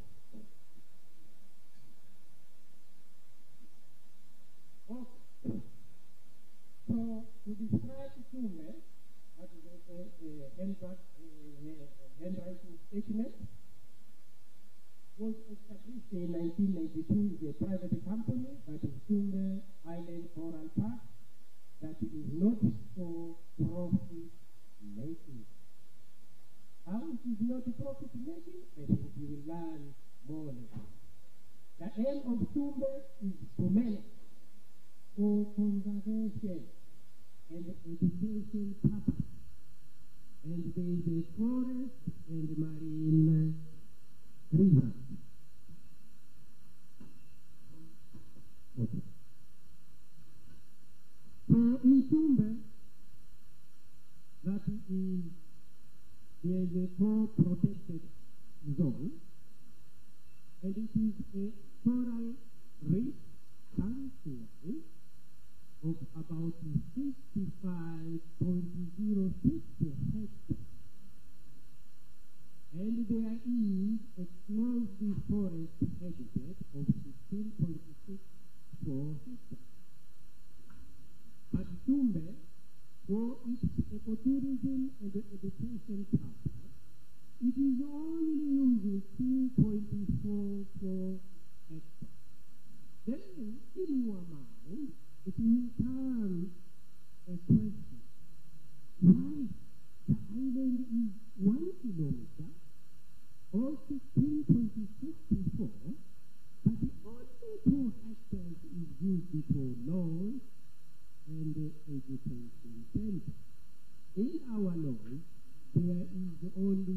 and Bangalore, which can take only 14 tourists over. We are not exceeding the number. Only 14 days are time who are over. The entire protected area is 74.14 hectares. That is our MPA, including marine sanctuary, where we are protecting all marine ecosystems. And for those who don't know, maybe I know some of you are coming from interior Africa. But marine ecosystem, it is not just in a sea water, but it is composed of many habitats. And these habitats are included mangroves, intertidal area, seagrass ecosystem, coral reef, which is a wonderful garden underwater, but also open water. So that is the area of the things we are protecting in Tumbe Island.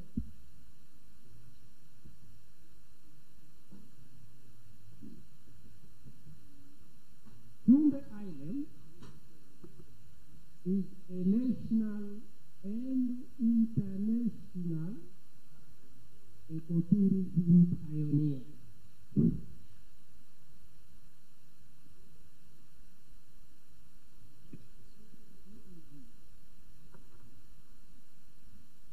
It is international and national ecotourism pioneer. It is the first tourism which is following ecotourism here in Zanzibar, or we can say it is the first privately company which is creating in MCA in the world. This is the first. And it is sustainable in itself. So, our tourism, it is trying to follow all principles. And what we see now in our tourism, there is a very high yield of economy and economy, but also it is low impact type of tourism. There is no impact. We know that the problem of tourism or tourists, the area is degraded, but because we are following the whole principle of how we are protecting, there is no impact. Not only in the forest, but also in the marine ecosystem, where in the beginning, according to our scientific researchers from Great Barrier and others from here in Tanzania, for that time they discovered that there are 200 species of coral and there are 400 species of fish.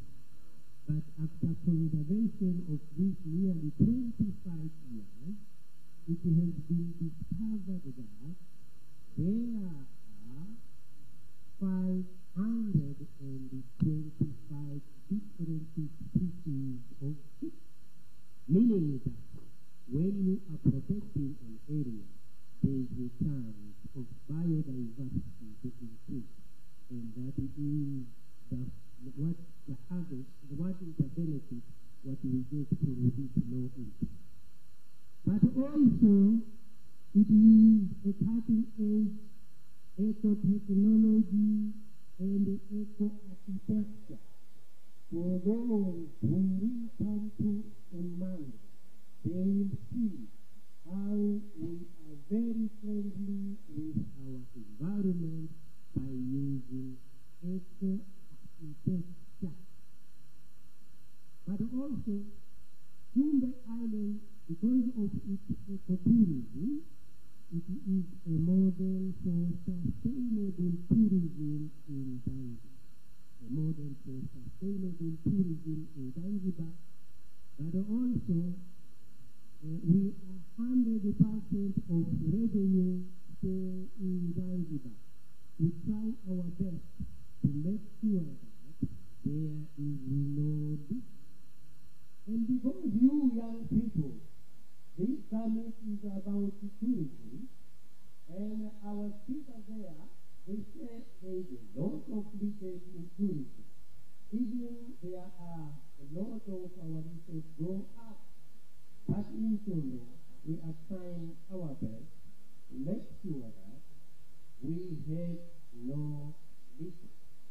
When we are translating what is leakage, there are a lot of things. For example, if you go to Hyatt Hotel, there in Zanzibar, it is international work. But if you see everything is coming outside of Zanzibar, outside of Africa, that is not what I tell, that is not the right. Yeah, that is really new. There is a lot of leakage. So leakage, how you stop? You have to use local material. So you are tourists who are coming there, then you are reducing your leakage.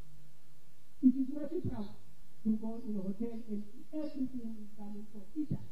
It is coming from where? That is not a tourism. But also, it is best practice example of blue economy investment. We had a ministry of blue economy. Our blue economy in Zanzibar, there are something like 5 factors. One is fishing. Because we are protecting coral reef. And coral reef is a habitat and nursery and breeding site resources. So through spill over effect, so the fishermen, they are benefiting. So we are trying to put more lovers, more eggs for other fishes to ensure that we are restocking in a deep water so that we save in.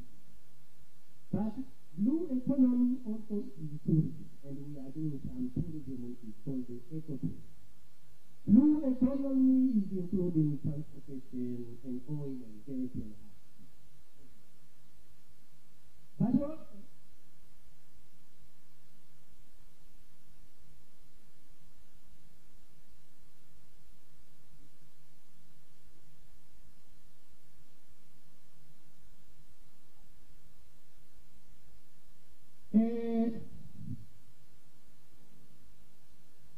mgeni rasmi anataka kuingia kuja kutusikiliza. Kwa hivyo tafadhali, atakapokuja tutasimama kidogo. I know some of you don't know Kiswahili, but a long time there's a message for Africa to have one language. And the best language chosen is Kiswahili. Mgeni rasmi is coming.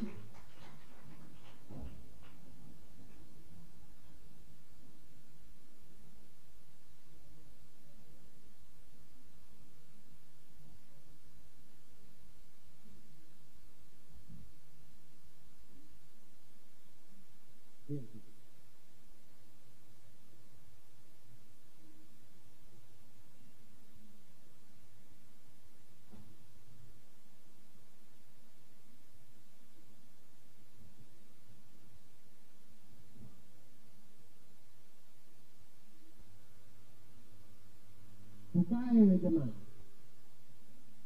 Let's put down ka hit.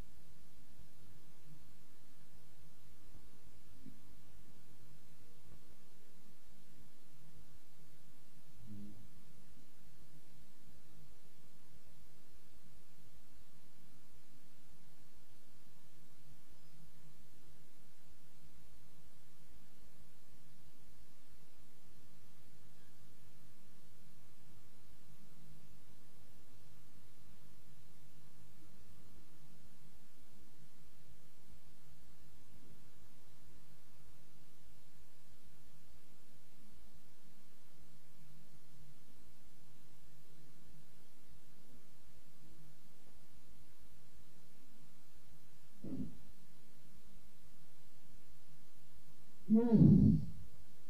We just continue, but we were talking about Sumbe Island Coral Park. And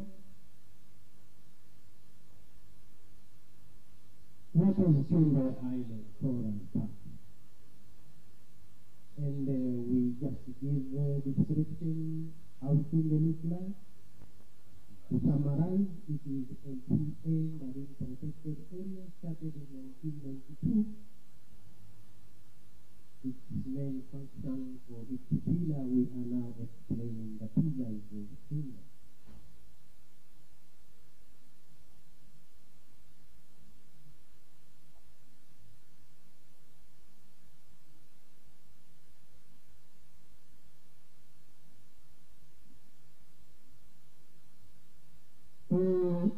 I need to stand, but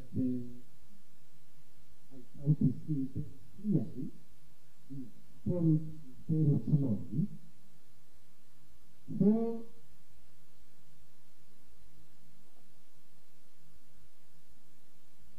anyway, suppose we are following principles of ecological testing. From where we go tomorrow, and before you go, because Sumbe is known around the whole world, including United Nations. The time of maximum that was former United Nations Secretary mentioned Sumbe in the nuclear example of sustainable tourism development around the world. So, we are providing a system for the HAPA. So, we are thinking that when you go there, you will be in celebration. But it is just a historical building you are going to see tomorrow. So, opportunity is one of the pillars here. Another pillar of sustainability is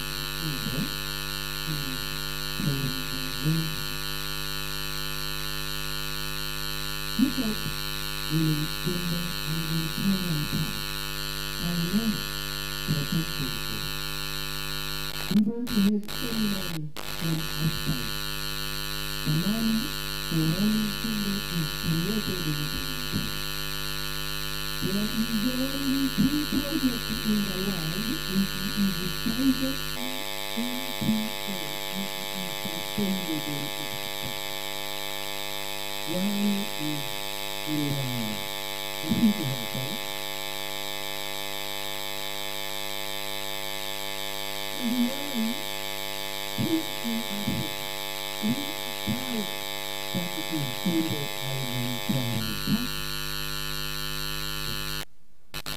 So the money from kickoff through tourism is for the management and the conservation activities of the boat.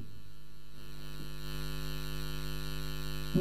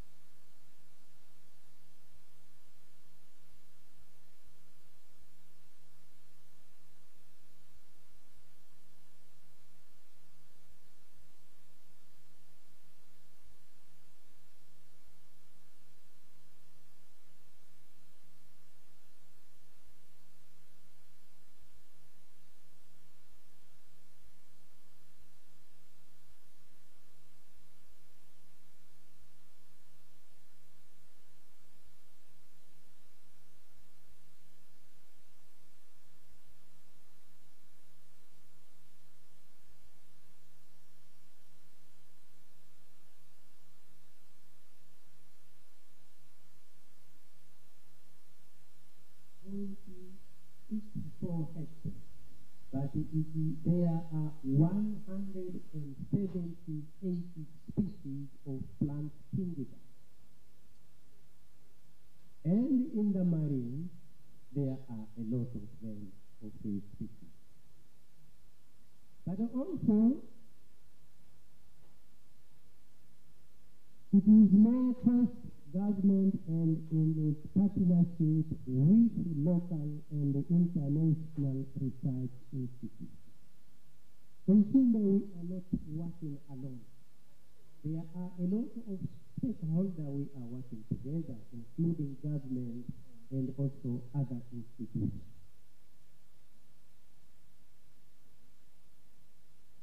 Another pillar of school is education. That is our pillar of sustainability. People fund education programs to Zanzibar community. When the community are coming in Zanzibar, we offer them everything. Transportation from their village or from school, body transfer to Sumba Island, activities, food, and everything. Sumba is offered to the Where money comes from? It is from the tourism. Nearly 15 to 20% of our money collected from tourism is invested in conservation and education. But also in Chile, up to September this year, there were not less than 12,000 participants who came to Chile for environmental education. These environmental students, we taught them different things related with conservation and education.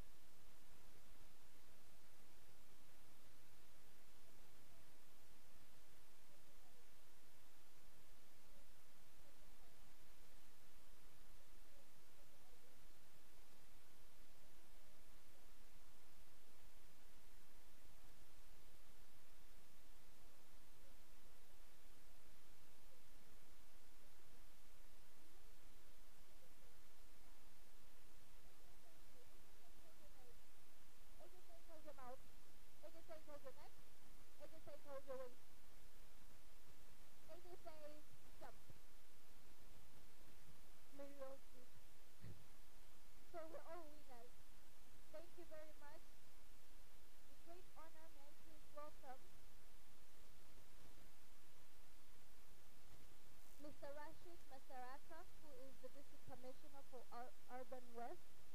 He will give us a short presentation about the blue economy and how Zanzibar is taking part in this wonderful sustainable revolution that is taking place. Karibu sana, Mr. Ahmed. Warmly welcome. Hand of applause, guys. This is our host. He will chase us from his district. Yo.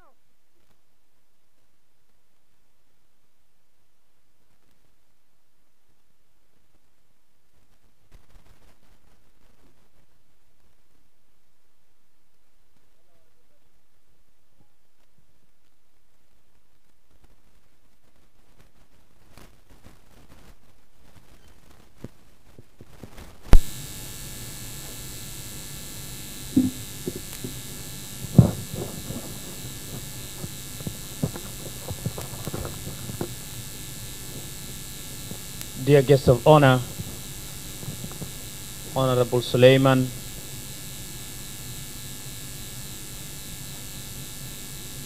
members of the high table, protocol is observed. As I introduced earlier, my name is Rashid Simai Msaraka. I'm a district commissioner. And today I would like to, more likely to speak than presenting. I would like to speak related to issues of blue economy and youth leadership in our country, and how the young people in our country participated in tourism sector effectively. So my presentation is basically based on true story about our country and the youth participation on leading our country. First of all, I would like to tell you, all members of this summit, that Zanzibar, for the first time, is ruled by the president who was born after 1964, after revolution of Zanzibar. So previously, we had a presidency in our country that they were there before revolution of our country, before independence of our country. But this time, we have a president for the first time who born after 1964. What I mean, the president we have now, likely a young people like we are. And lucky enough,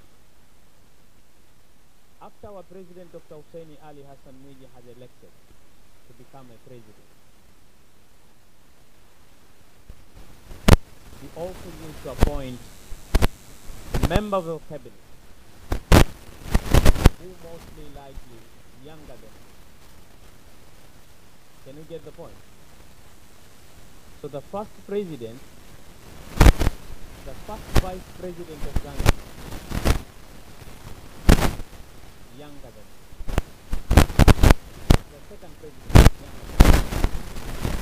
The first vice president, but I'm very much the second vice president.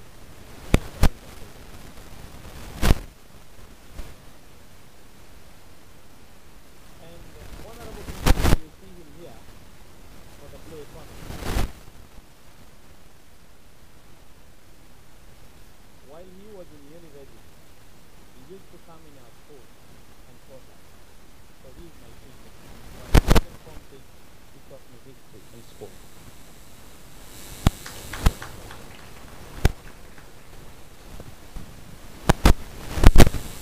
And there are some ministers in cabinet right a moment I talk to you, they are younger than me. Minister for Culture and Sport, she's younger than me. Minister for Investment than me. Minister for State, he's younger than me.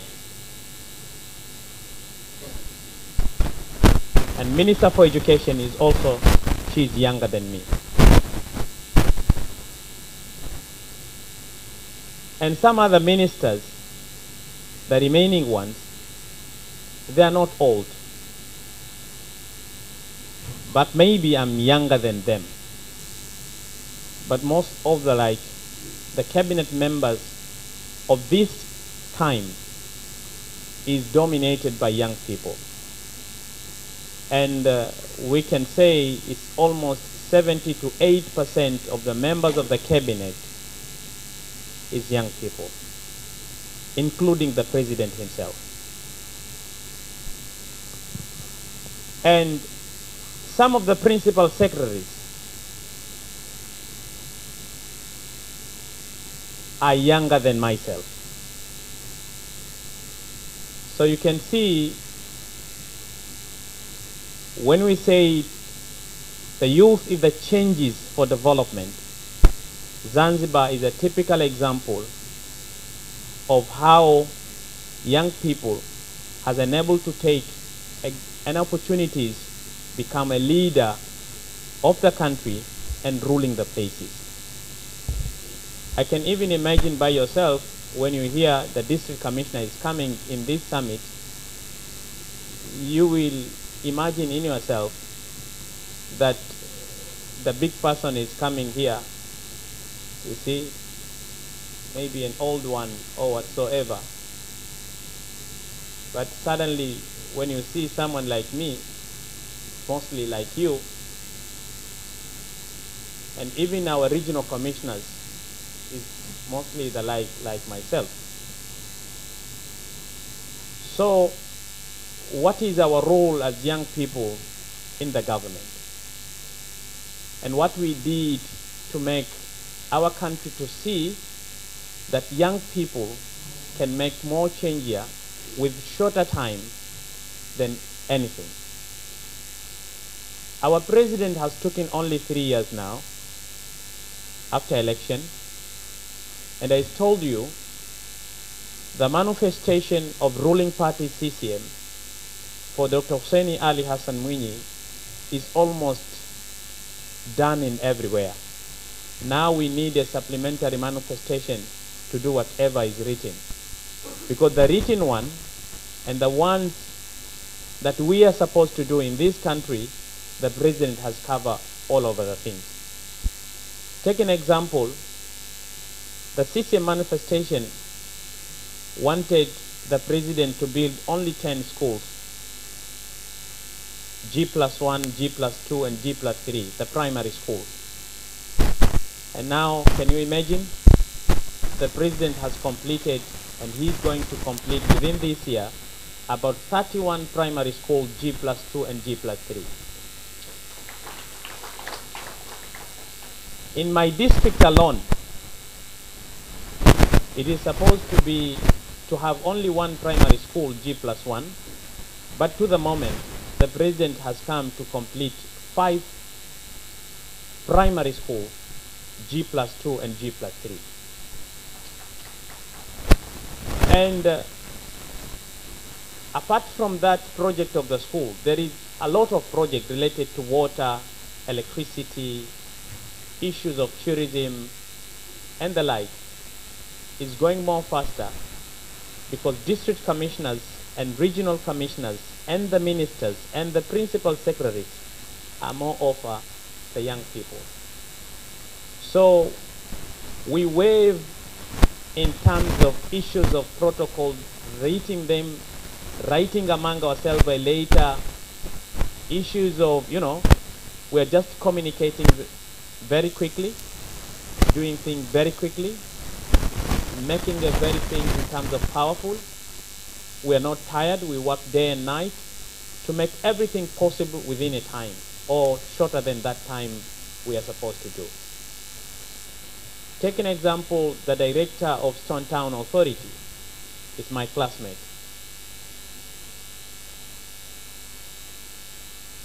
When he takes Stone Town, almost he's going to be endangered under the danger zone position in UNESCO.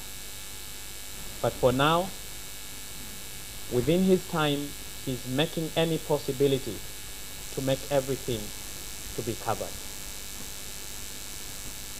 So you young people in Africa, Zanzibar is one of the good examples showing other people and showing the country that we young people, if our leaders believe on us, we can make a better development in a quick way and in a very short time.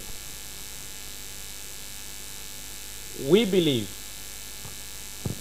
a young people, if he can get a chance to rule somewhere else, and if he can do better,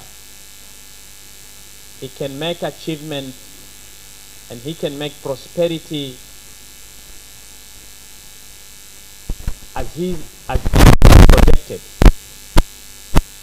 then he can make a very good way for the other young people to be believed to get more chances in the government. So previously, it was like a ministerial post, they are just given the chance, and they did better, and the president himself appointed deputy ministers, also young people. And the district commissioner now, all of them are young people. Regional commissioners, all of them are young people. Principal secretary, almost the whole government of Zanzibar is accumulated by 80 to 90% young people.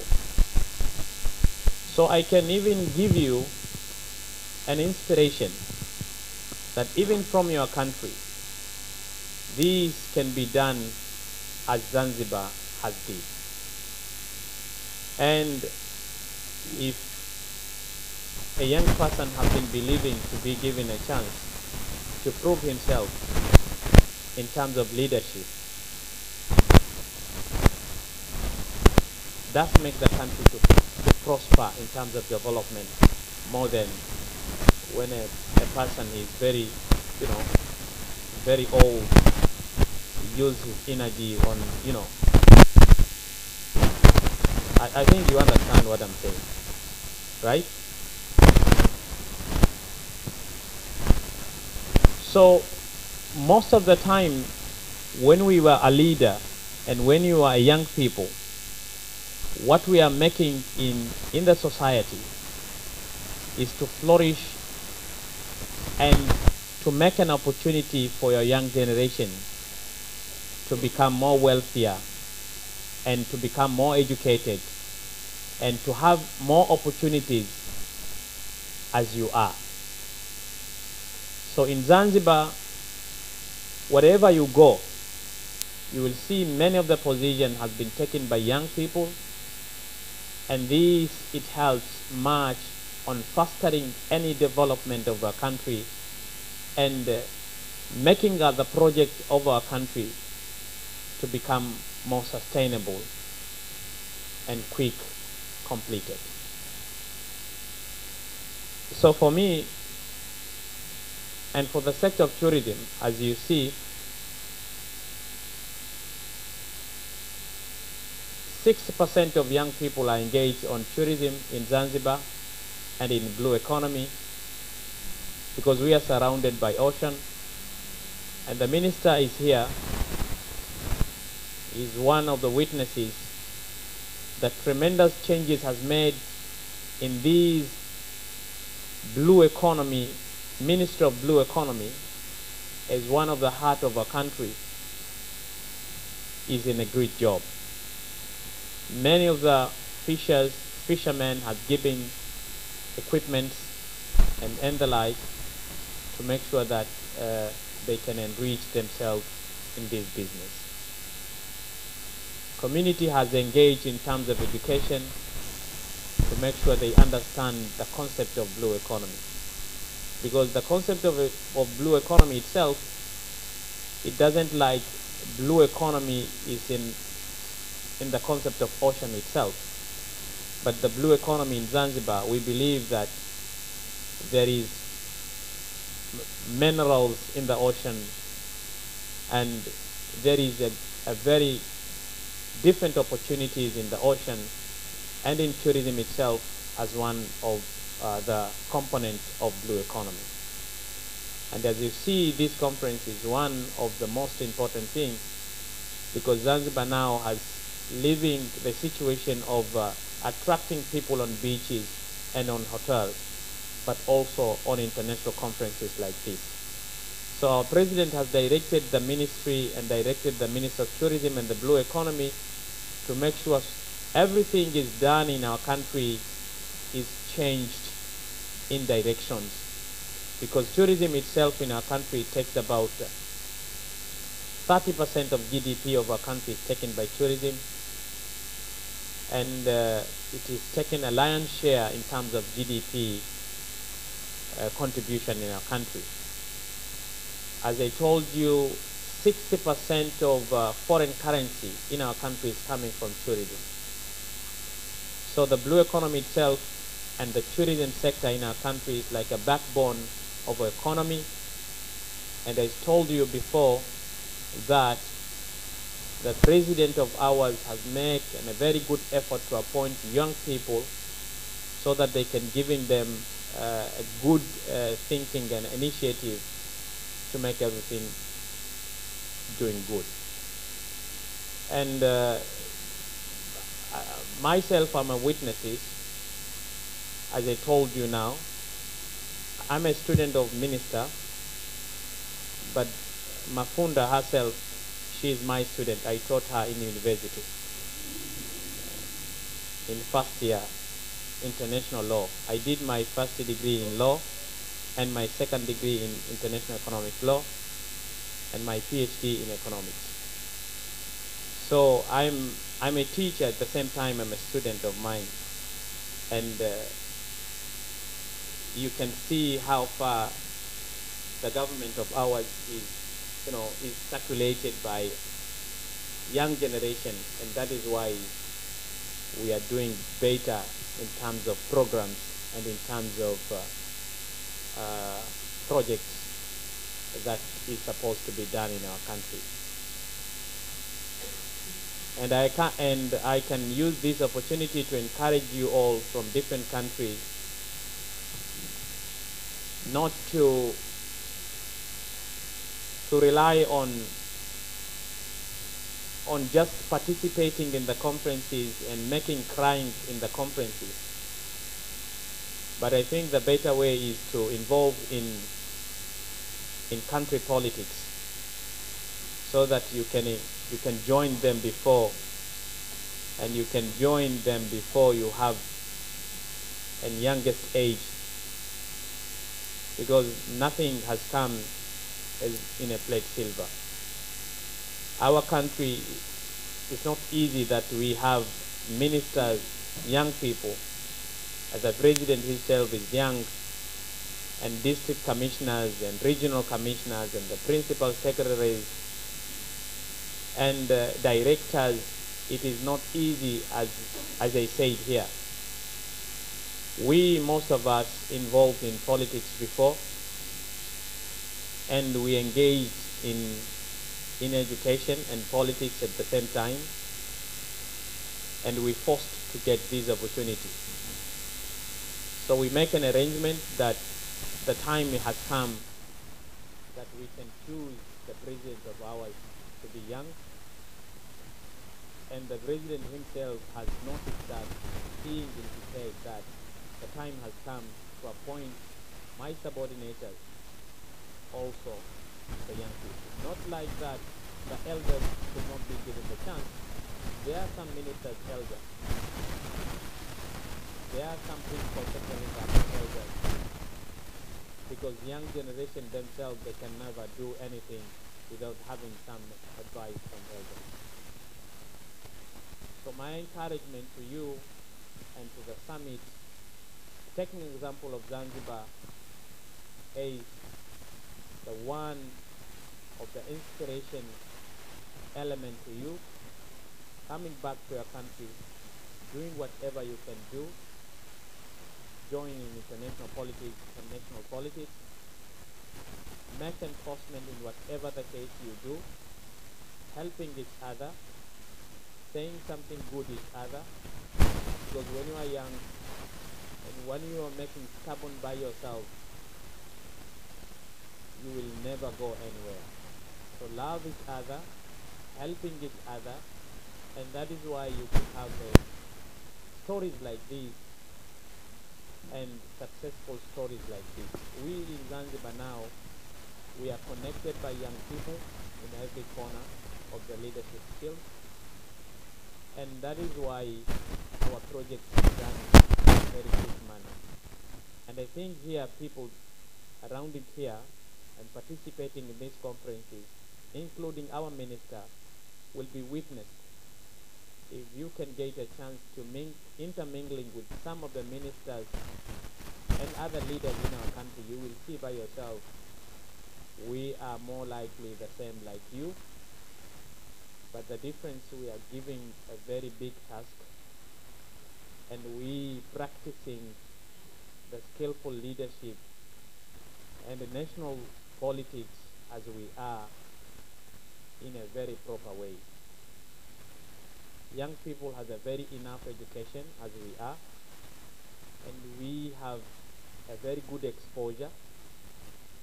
I think age is just like a number, but our experiences and exposure can work in every possibility, in every position of our country.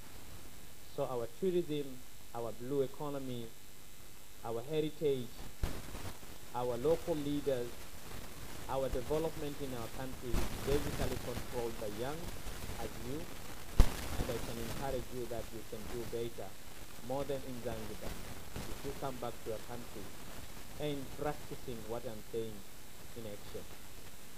So by saying these few remarks, this is it's not like a speech, it's not like a presentation, but I said earlier, I can speak with you, sharing something that you can come back with your country and having things in your head. Thank you very much for listening.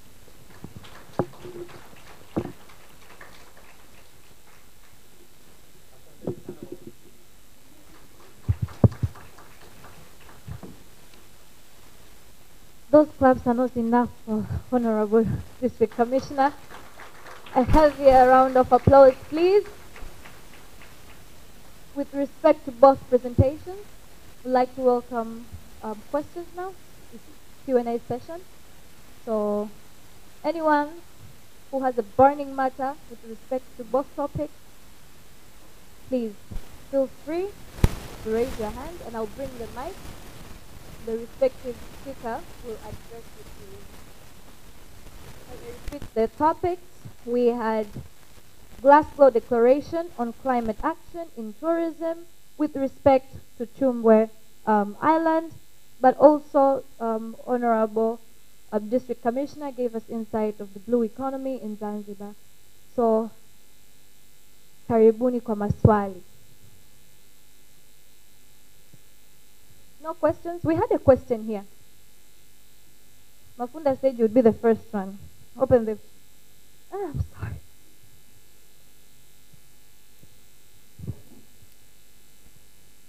Hi, good afternoon.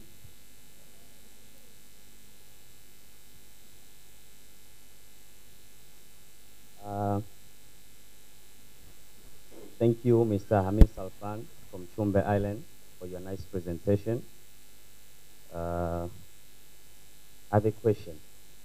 Since Chumbwe Island started, the Chumbwe Island with its MPA project started in 1992. I'm right? Yeah, 1992. And we know like Zanzibar is an archipelago.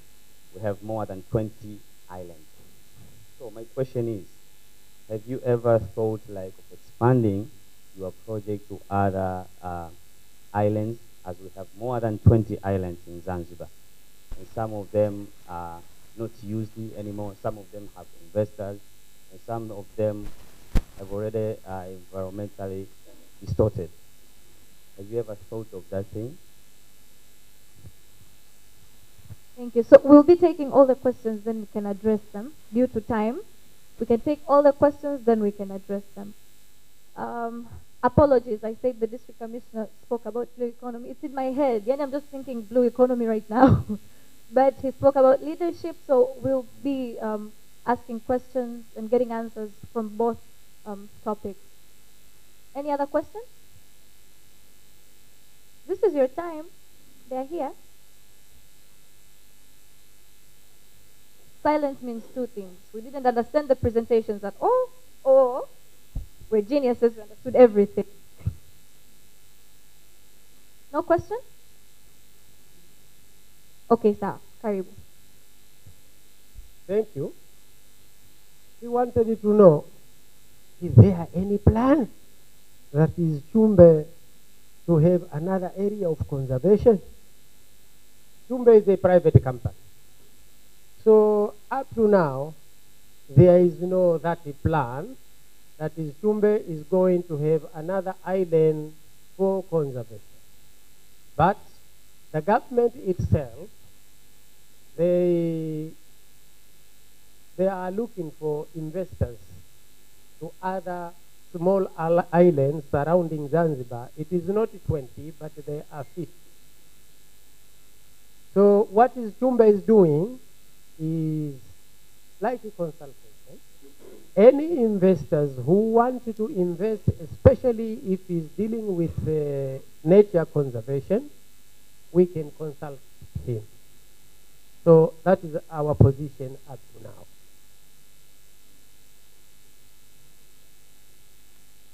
Thank you so much. You have a burning... Oh, not even questions. You can even give suggestions, eh? Thank you. I have a question to the district commissioner about the blue economy. He gave us insights about the blue economy, but I would like to ask any setback to the blue economy. If there is any setback that is not pushing the blue economy to go further in Zanzibar.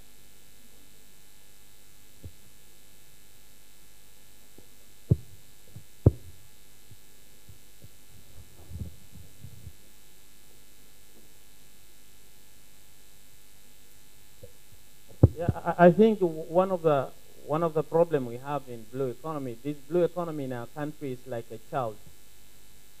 You see, so this is the first time that Mr. President has initiated this kind of ministry. So it's like a child. It has to be grown days to day. Something new is kind of have a lot of, a lot of setback. But I think one of the setback we have is education itself in terms of this concept of blue economy. Some of the people, they think blue economy is only thing related to issue of ocean. But no, this is the issue of mining, because mining in Zanzibar is located in the ocean. This is the issue of different materials located in the ocean. This is about tourism itself. You see, it's one of the blue economy. Zanzibar itself is a service country. And if it is a service country, we dominated on service issues. Like, building hotels, making sports in oceans, making a big conferences like this. See, creating awareness to local people, giving education to our people. And if you ask me which is the setback, I can say mentality and education to people is one of the setbacks we have in the blue economy. Maybe minister himself is here and he has something to add up. But I think mentality of our people in understanding the whole concept of blue economy in our country is very limited, and we push it over to make it people to understand what the direction of our president, what our president is intended to, to make our country via this blue economy. Because blue economy itself is connected by every ministry in our country. Because when you talked about transportation, it's connected to blue economy. When you talk about education, it's connected to blue economy. When you talk about tourism, it's connected to blue economy. When you talk about investment, it's connected to blue economy.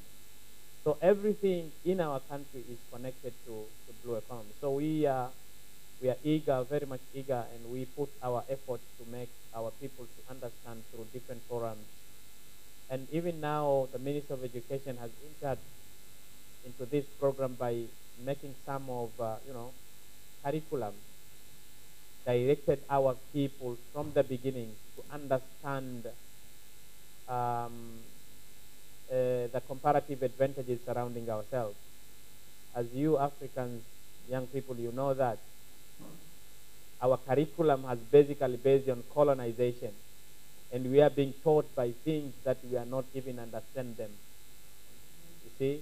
So now we are changing on curriculum, we are changing on directions, we are changing on giving them education, on understanding basically things surrounding us and how we can utilize them effectively. Thank you so much.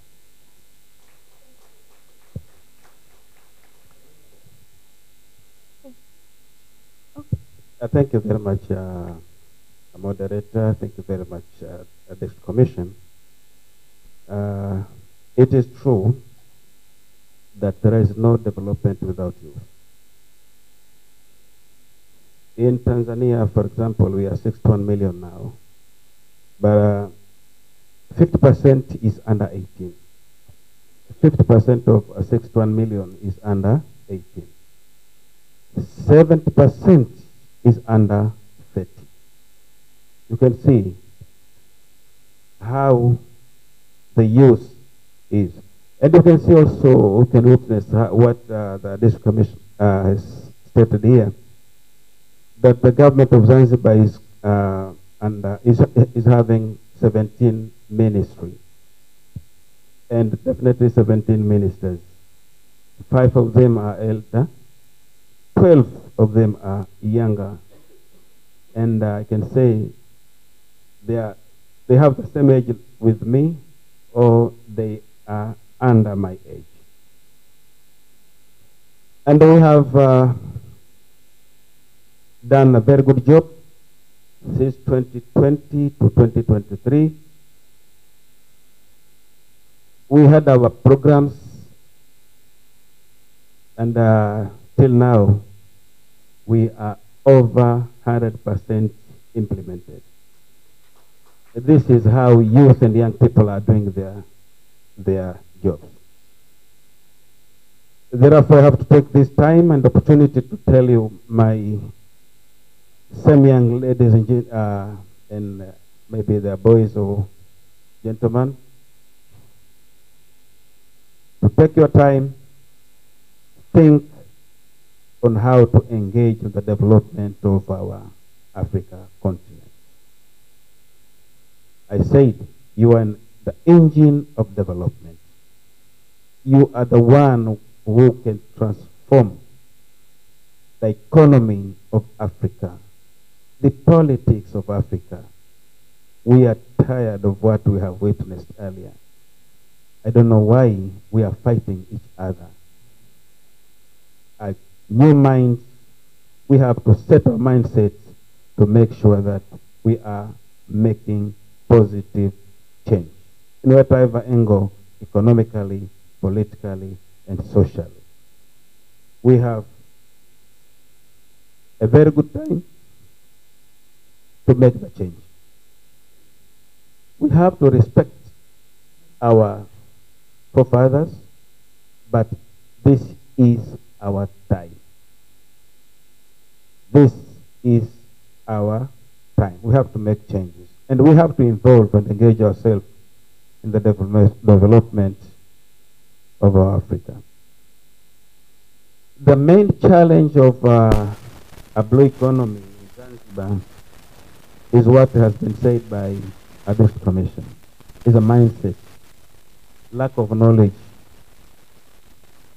A blue economy is not an old scenario, but it is as new in the mind of our people, particularly the name, blue economy.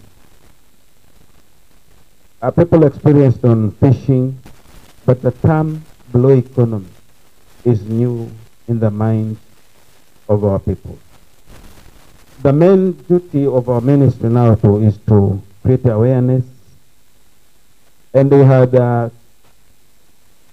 so many meetings, symposium and discussion to aware the people what is blue economy and what are resources we have in the ocean, is what has been stated earlier. We have oil and gas in the ocean. We have seabed minerals in the ocean. So many opportunities. And how are we going to conserve our ocean for sustainable use of the ocean and its resources? Tumbe has been asked whether they have a plan to conserve in other areas, but that is a project and the plan of the government to have a conservation throughout the islands. We have Misali Island is under conservation. We have Mnemba Island under conservation, and we have marine conservation areas throughout Zanzibar. That is our plan. And if we don't have any conservation, any preservation, we have already witnessed some area of the ocean in Mediterranean and some others. They are desert of the ocean. And now we are witnessing a desert within the ocean. Therefore, to conserve and preserve and protect the ocean is a vital to us. Thank you very much.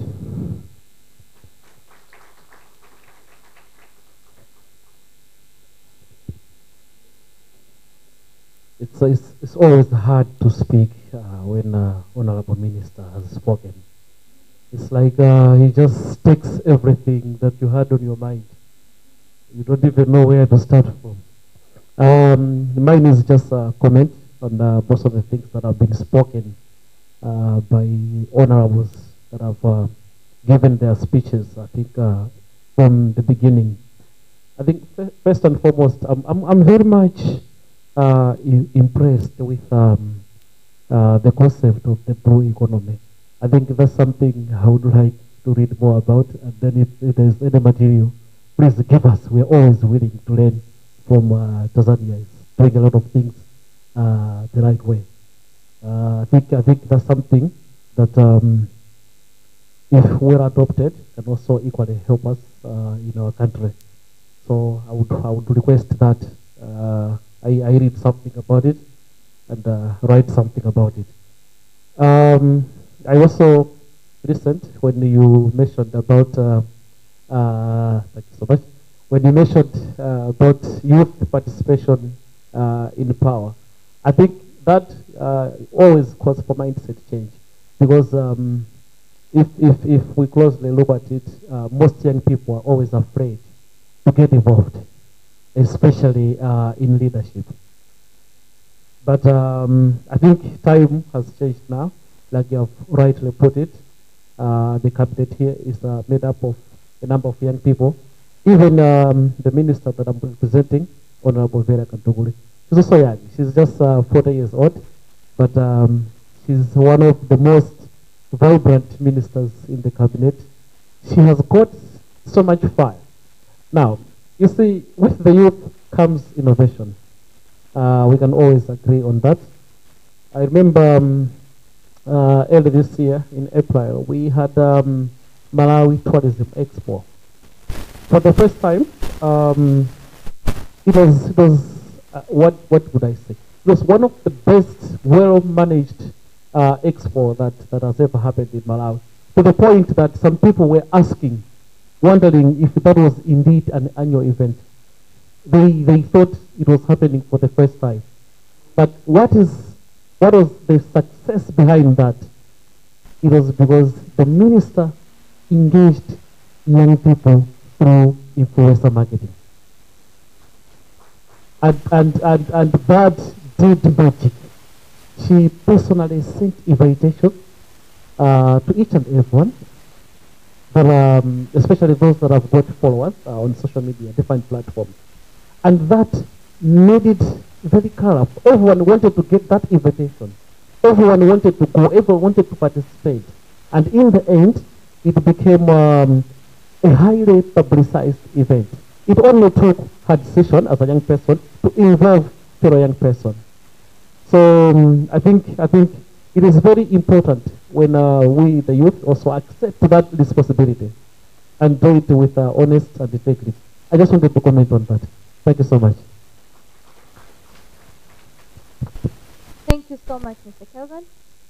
And any other questions? Okay, so I'm taking just two last comments. And after that, we move to another schedule.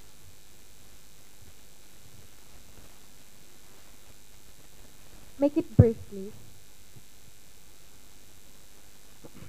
My name is Musa Musambara from Pamoja Youth Initiative. Actually, I want to connect sustainable tourism with leadership. As Mr. C said that the president is trying to recruit more youth in his government or in his in the leadership position of this country. But my question, or actually can be question, whatever, is what you are going to understand. We have seen that urban planning also can be most of attractive areas for tourism. But the youth, the leaders, we say that who are in position can be moderate 50% is youth, and we always doing something for the next generation. We are always making decisions for the next generation. We see that some areas we say that new towns, but kindly, I mean, it is we say that there is a poor urban planning, and we say that maybe councillors, maybe members of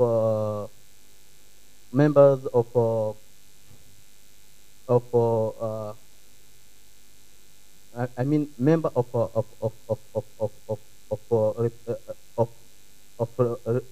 House of Representatives are moderate youth. So I want to ask why this happened. Why we say that the youth are very energetic, they can think for the next generation. Why this happened? As we see that the development of our country is kind of is not to that is not in that speed that we say that the leaders that take position are youth. Maybe I can say that who are these young leaders who are in position, who are not who can think in for the next generation. Thank you. Thank you very much. Last question, very brief, my dear. Thank you so much for the presentation. My name is Gloria Chasama, and I have a question. How far have you been engaged or are engaging in blue economy, specifically the government? How have the government engaging youth in blue economy? How far is it? Are there programs which youth are attending? Do you have that, or it's still in your plans? Thank you. Both very good questions. Honorable Minister, I believe they're yours.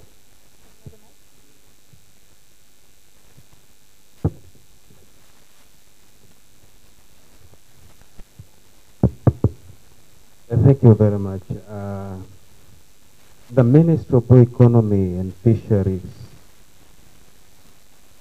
has program of engaging youth in blue economy, as I said, which has 5 priorities, and among them is tourism, sustainable tourism. We have so many programs we have already implemented in youth, including fisheries, fishing, seaweed farming, which is very famous in Zanzibar.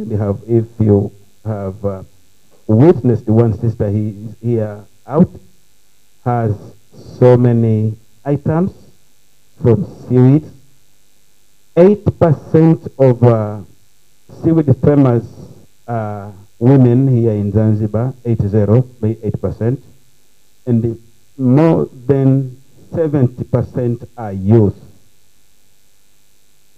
We have engaged also in training, and there are so many programs now going on.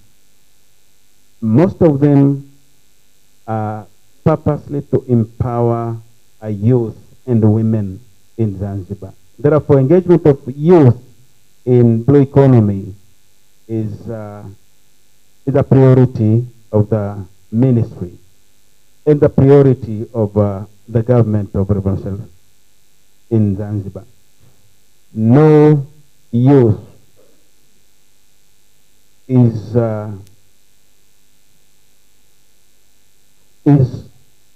out of our program, and we insist everybody to engage in the blue economy, and we travel level best to make sure that we announce the opportunities for youth available in the blue economy. Therefore, nobody left behind, particularly youth. Thank you very much.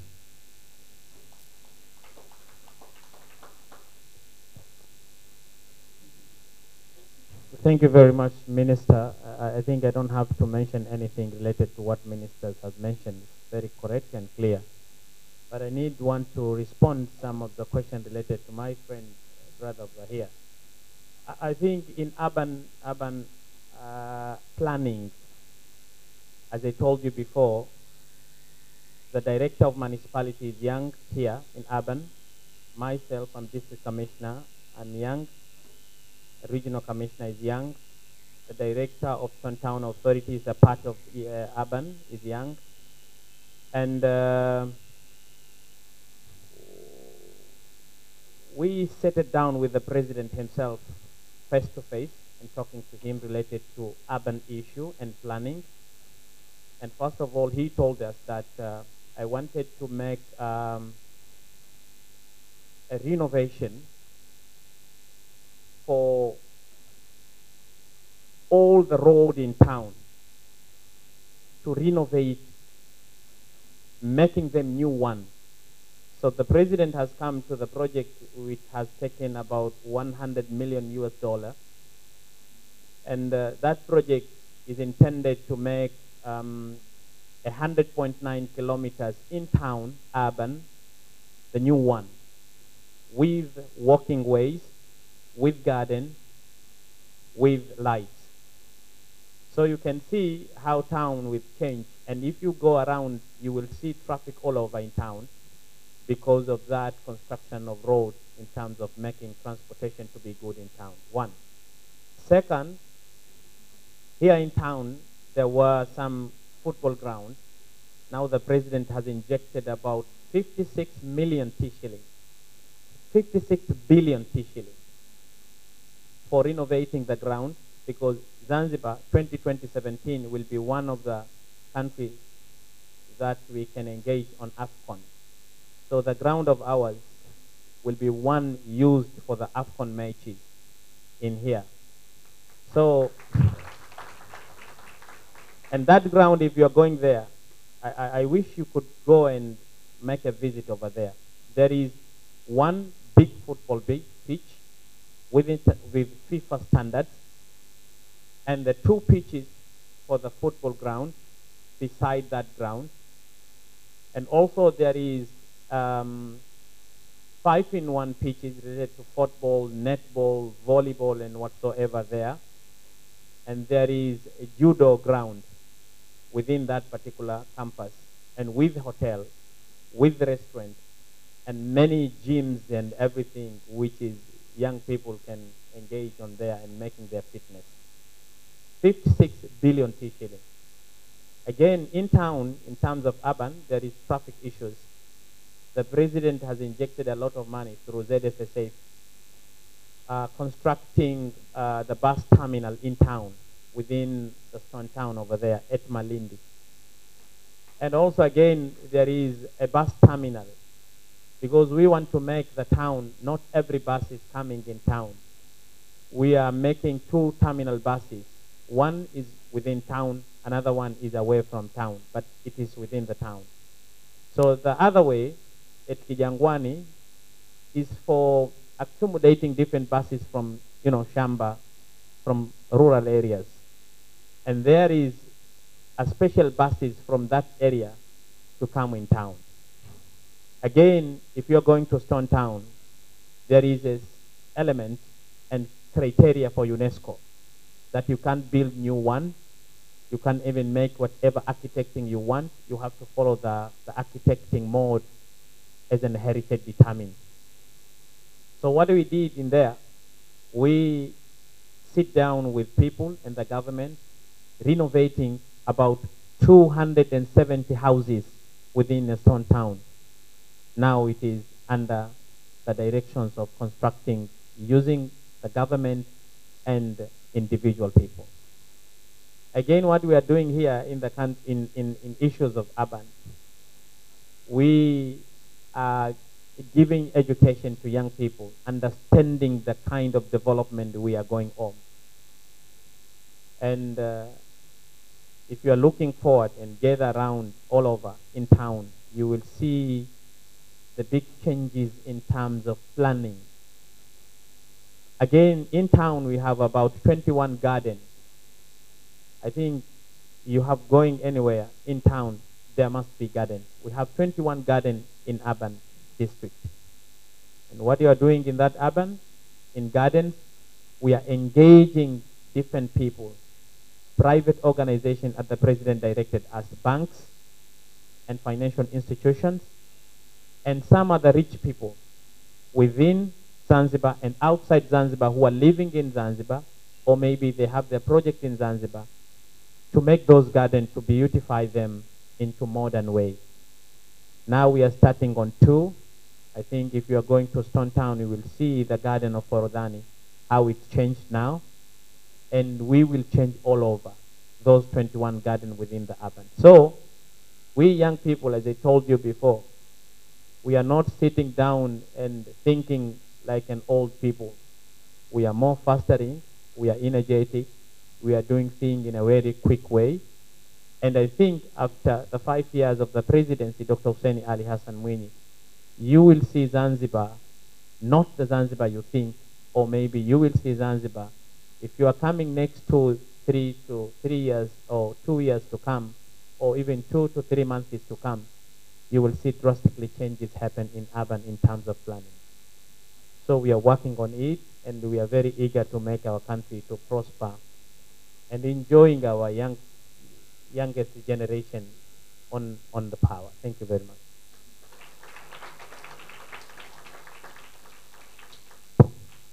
Thank you very much. Thank you very much, Honorable District Commissioner. I think that concludes our Q&A session. Thank you. How many of us have gone outside? We've seen a few tables lined up, correct? So at the moment, I would like to take this moment to welcome our exhibitors. Please make way forward. May we please welcome them with a round of applause. They're going to tell us a little bit about what they were showcasing outside. Very briefly, they will have more time to display and explain everything. to you later on. So please, 30 seconds each. Karibuni. Hello, everyone. So my name is Malu. I'm a nurse, and I work for the clinic over in Care. So I represent a healthcare center here on Zanzibar. We're together here with home nursing care, which is a new facility you have on Zanzibar, where you can actually get nurses, medical staff going to your home and helping for your care. Outside today, we also have free checkups. So if you guys want to come and have your blood pressure checked and your blood sugar, karibu.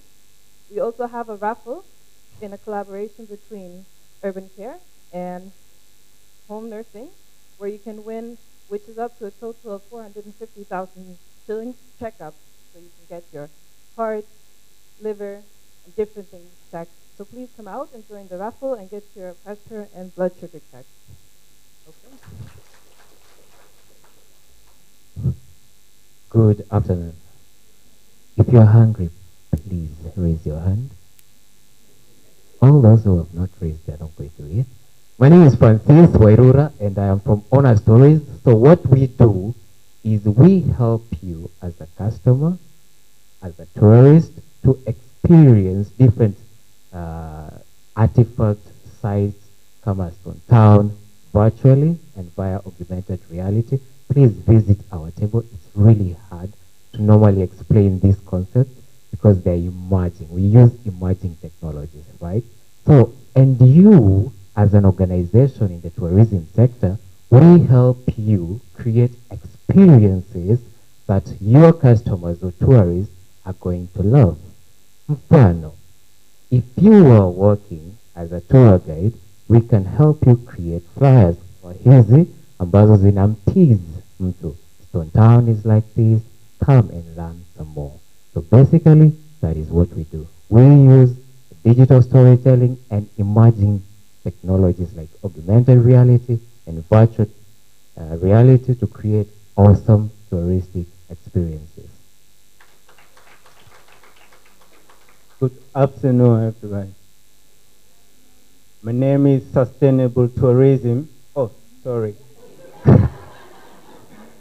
I even forgot my name because of the benefit of this kind of summit here. Okay, my real name is Mudassir Haji Issa. I'm tour guide from Kuza Cave, so I came here just for presenting my company. Kuza Cave is a cultural center that is located in Jambiani village in a southern part of Zanzibar. So we based on preserving of the Swahili cultures, supporting local community, and even developing tourism. So we came here to support this summit because it shares the same vision and mission to make sure that tourism get development and people benefit on it. Thank you so much. Welcome, Kuza Cave. Good afternoon, everyone.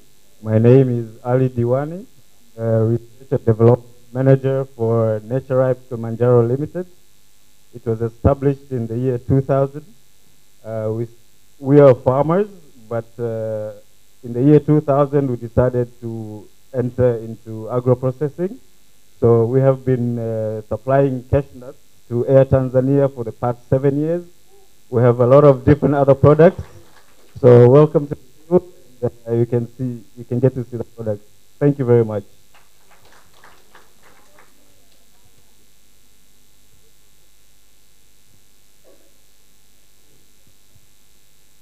Hello everyone, Assalamu alaikum. My name is Aisha Said Omar. Brand name is Isha Vibe Organic Products. I used to make a different organic products by using seaweed and neem.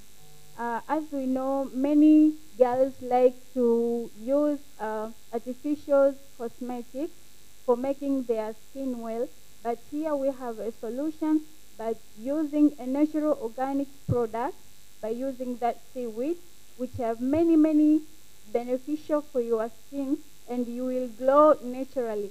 So can you come to my table and visit what I have here is natural cosmetics by using seaweed and neem. Welcome. Good afternoon, everyone. My name is Lightness Walter. I'm a creative designer. Our brand is Africa's.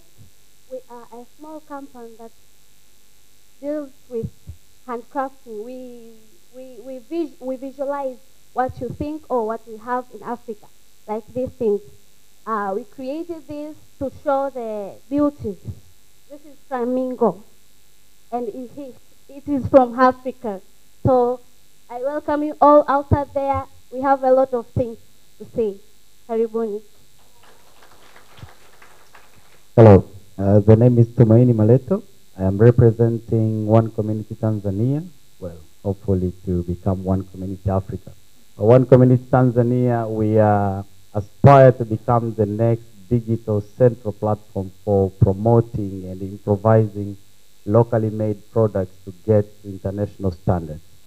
So what we aim at is to improve whatever that is being made locally, either by promoting it or by actually giving in expertise to make it better. Thank you. Good evening, everyone. My name is Herman Nestori. I am Managing Director of Giallo Africa. Our office is located at Lushoto district area, and our product is concerned about the nature tourism. So our table is outside. You can visit and see us. Thank you so much.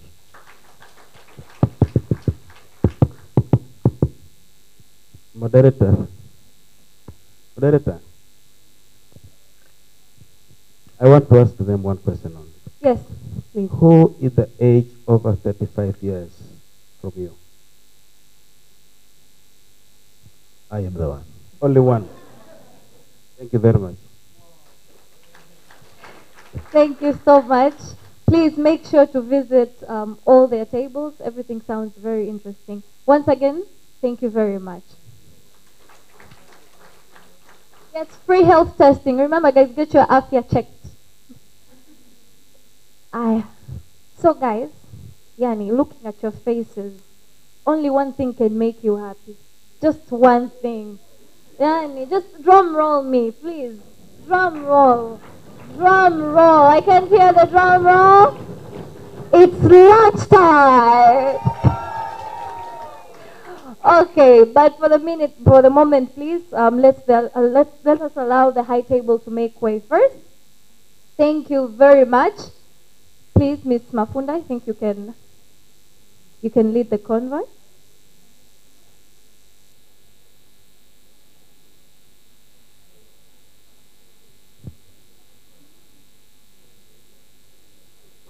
The rest we can get back because this is the end of today's session. We are free. Okay? We're free for today. No more sitting. Guys, I know it's time to remove those ties. Huyu kashatwa na tie.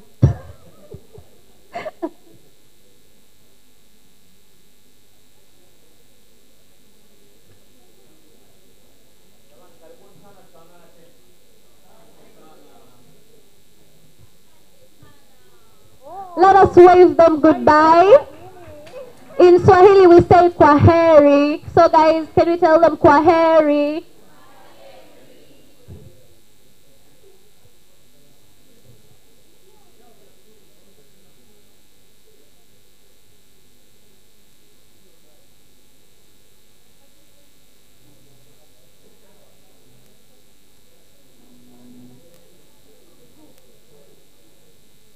Okay, so honorable delegates, we're going to make our way to lunch right now. But before that, I would like to announce that later on in the evening, Muai, guys, come early. We're going to have karaoke night. And again, I'm going to be your host. We're going to sing the night away. Okay? We're going to sing the night away. Make sure you share the songs that you would like to sing or perform during karaoke night so that we can prepare the background music for you, okay? And there will be winners. Guys, we're going to dance. And yeah, let me just emphasize, we're going to sing and dance the night away. Anyway, enjoy your lunch. Bon appetit.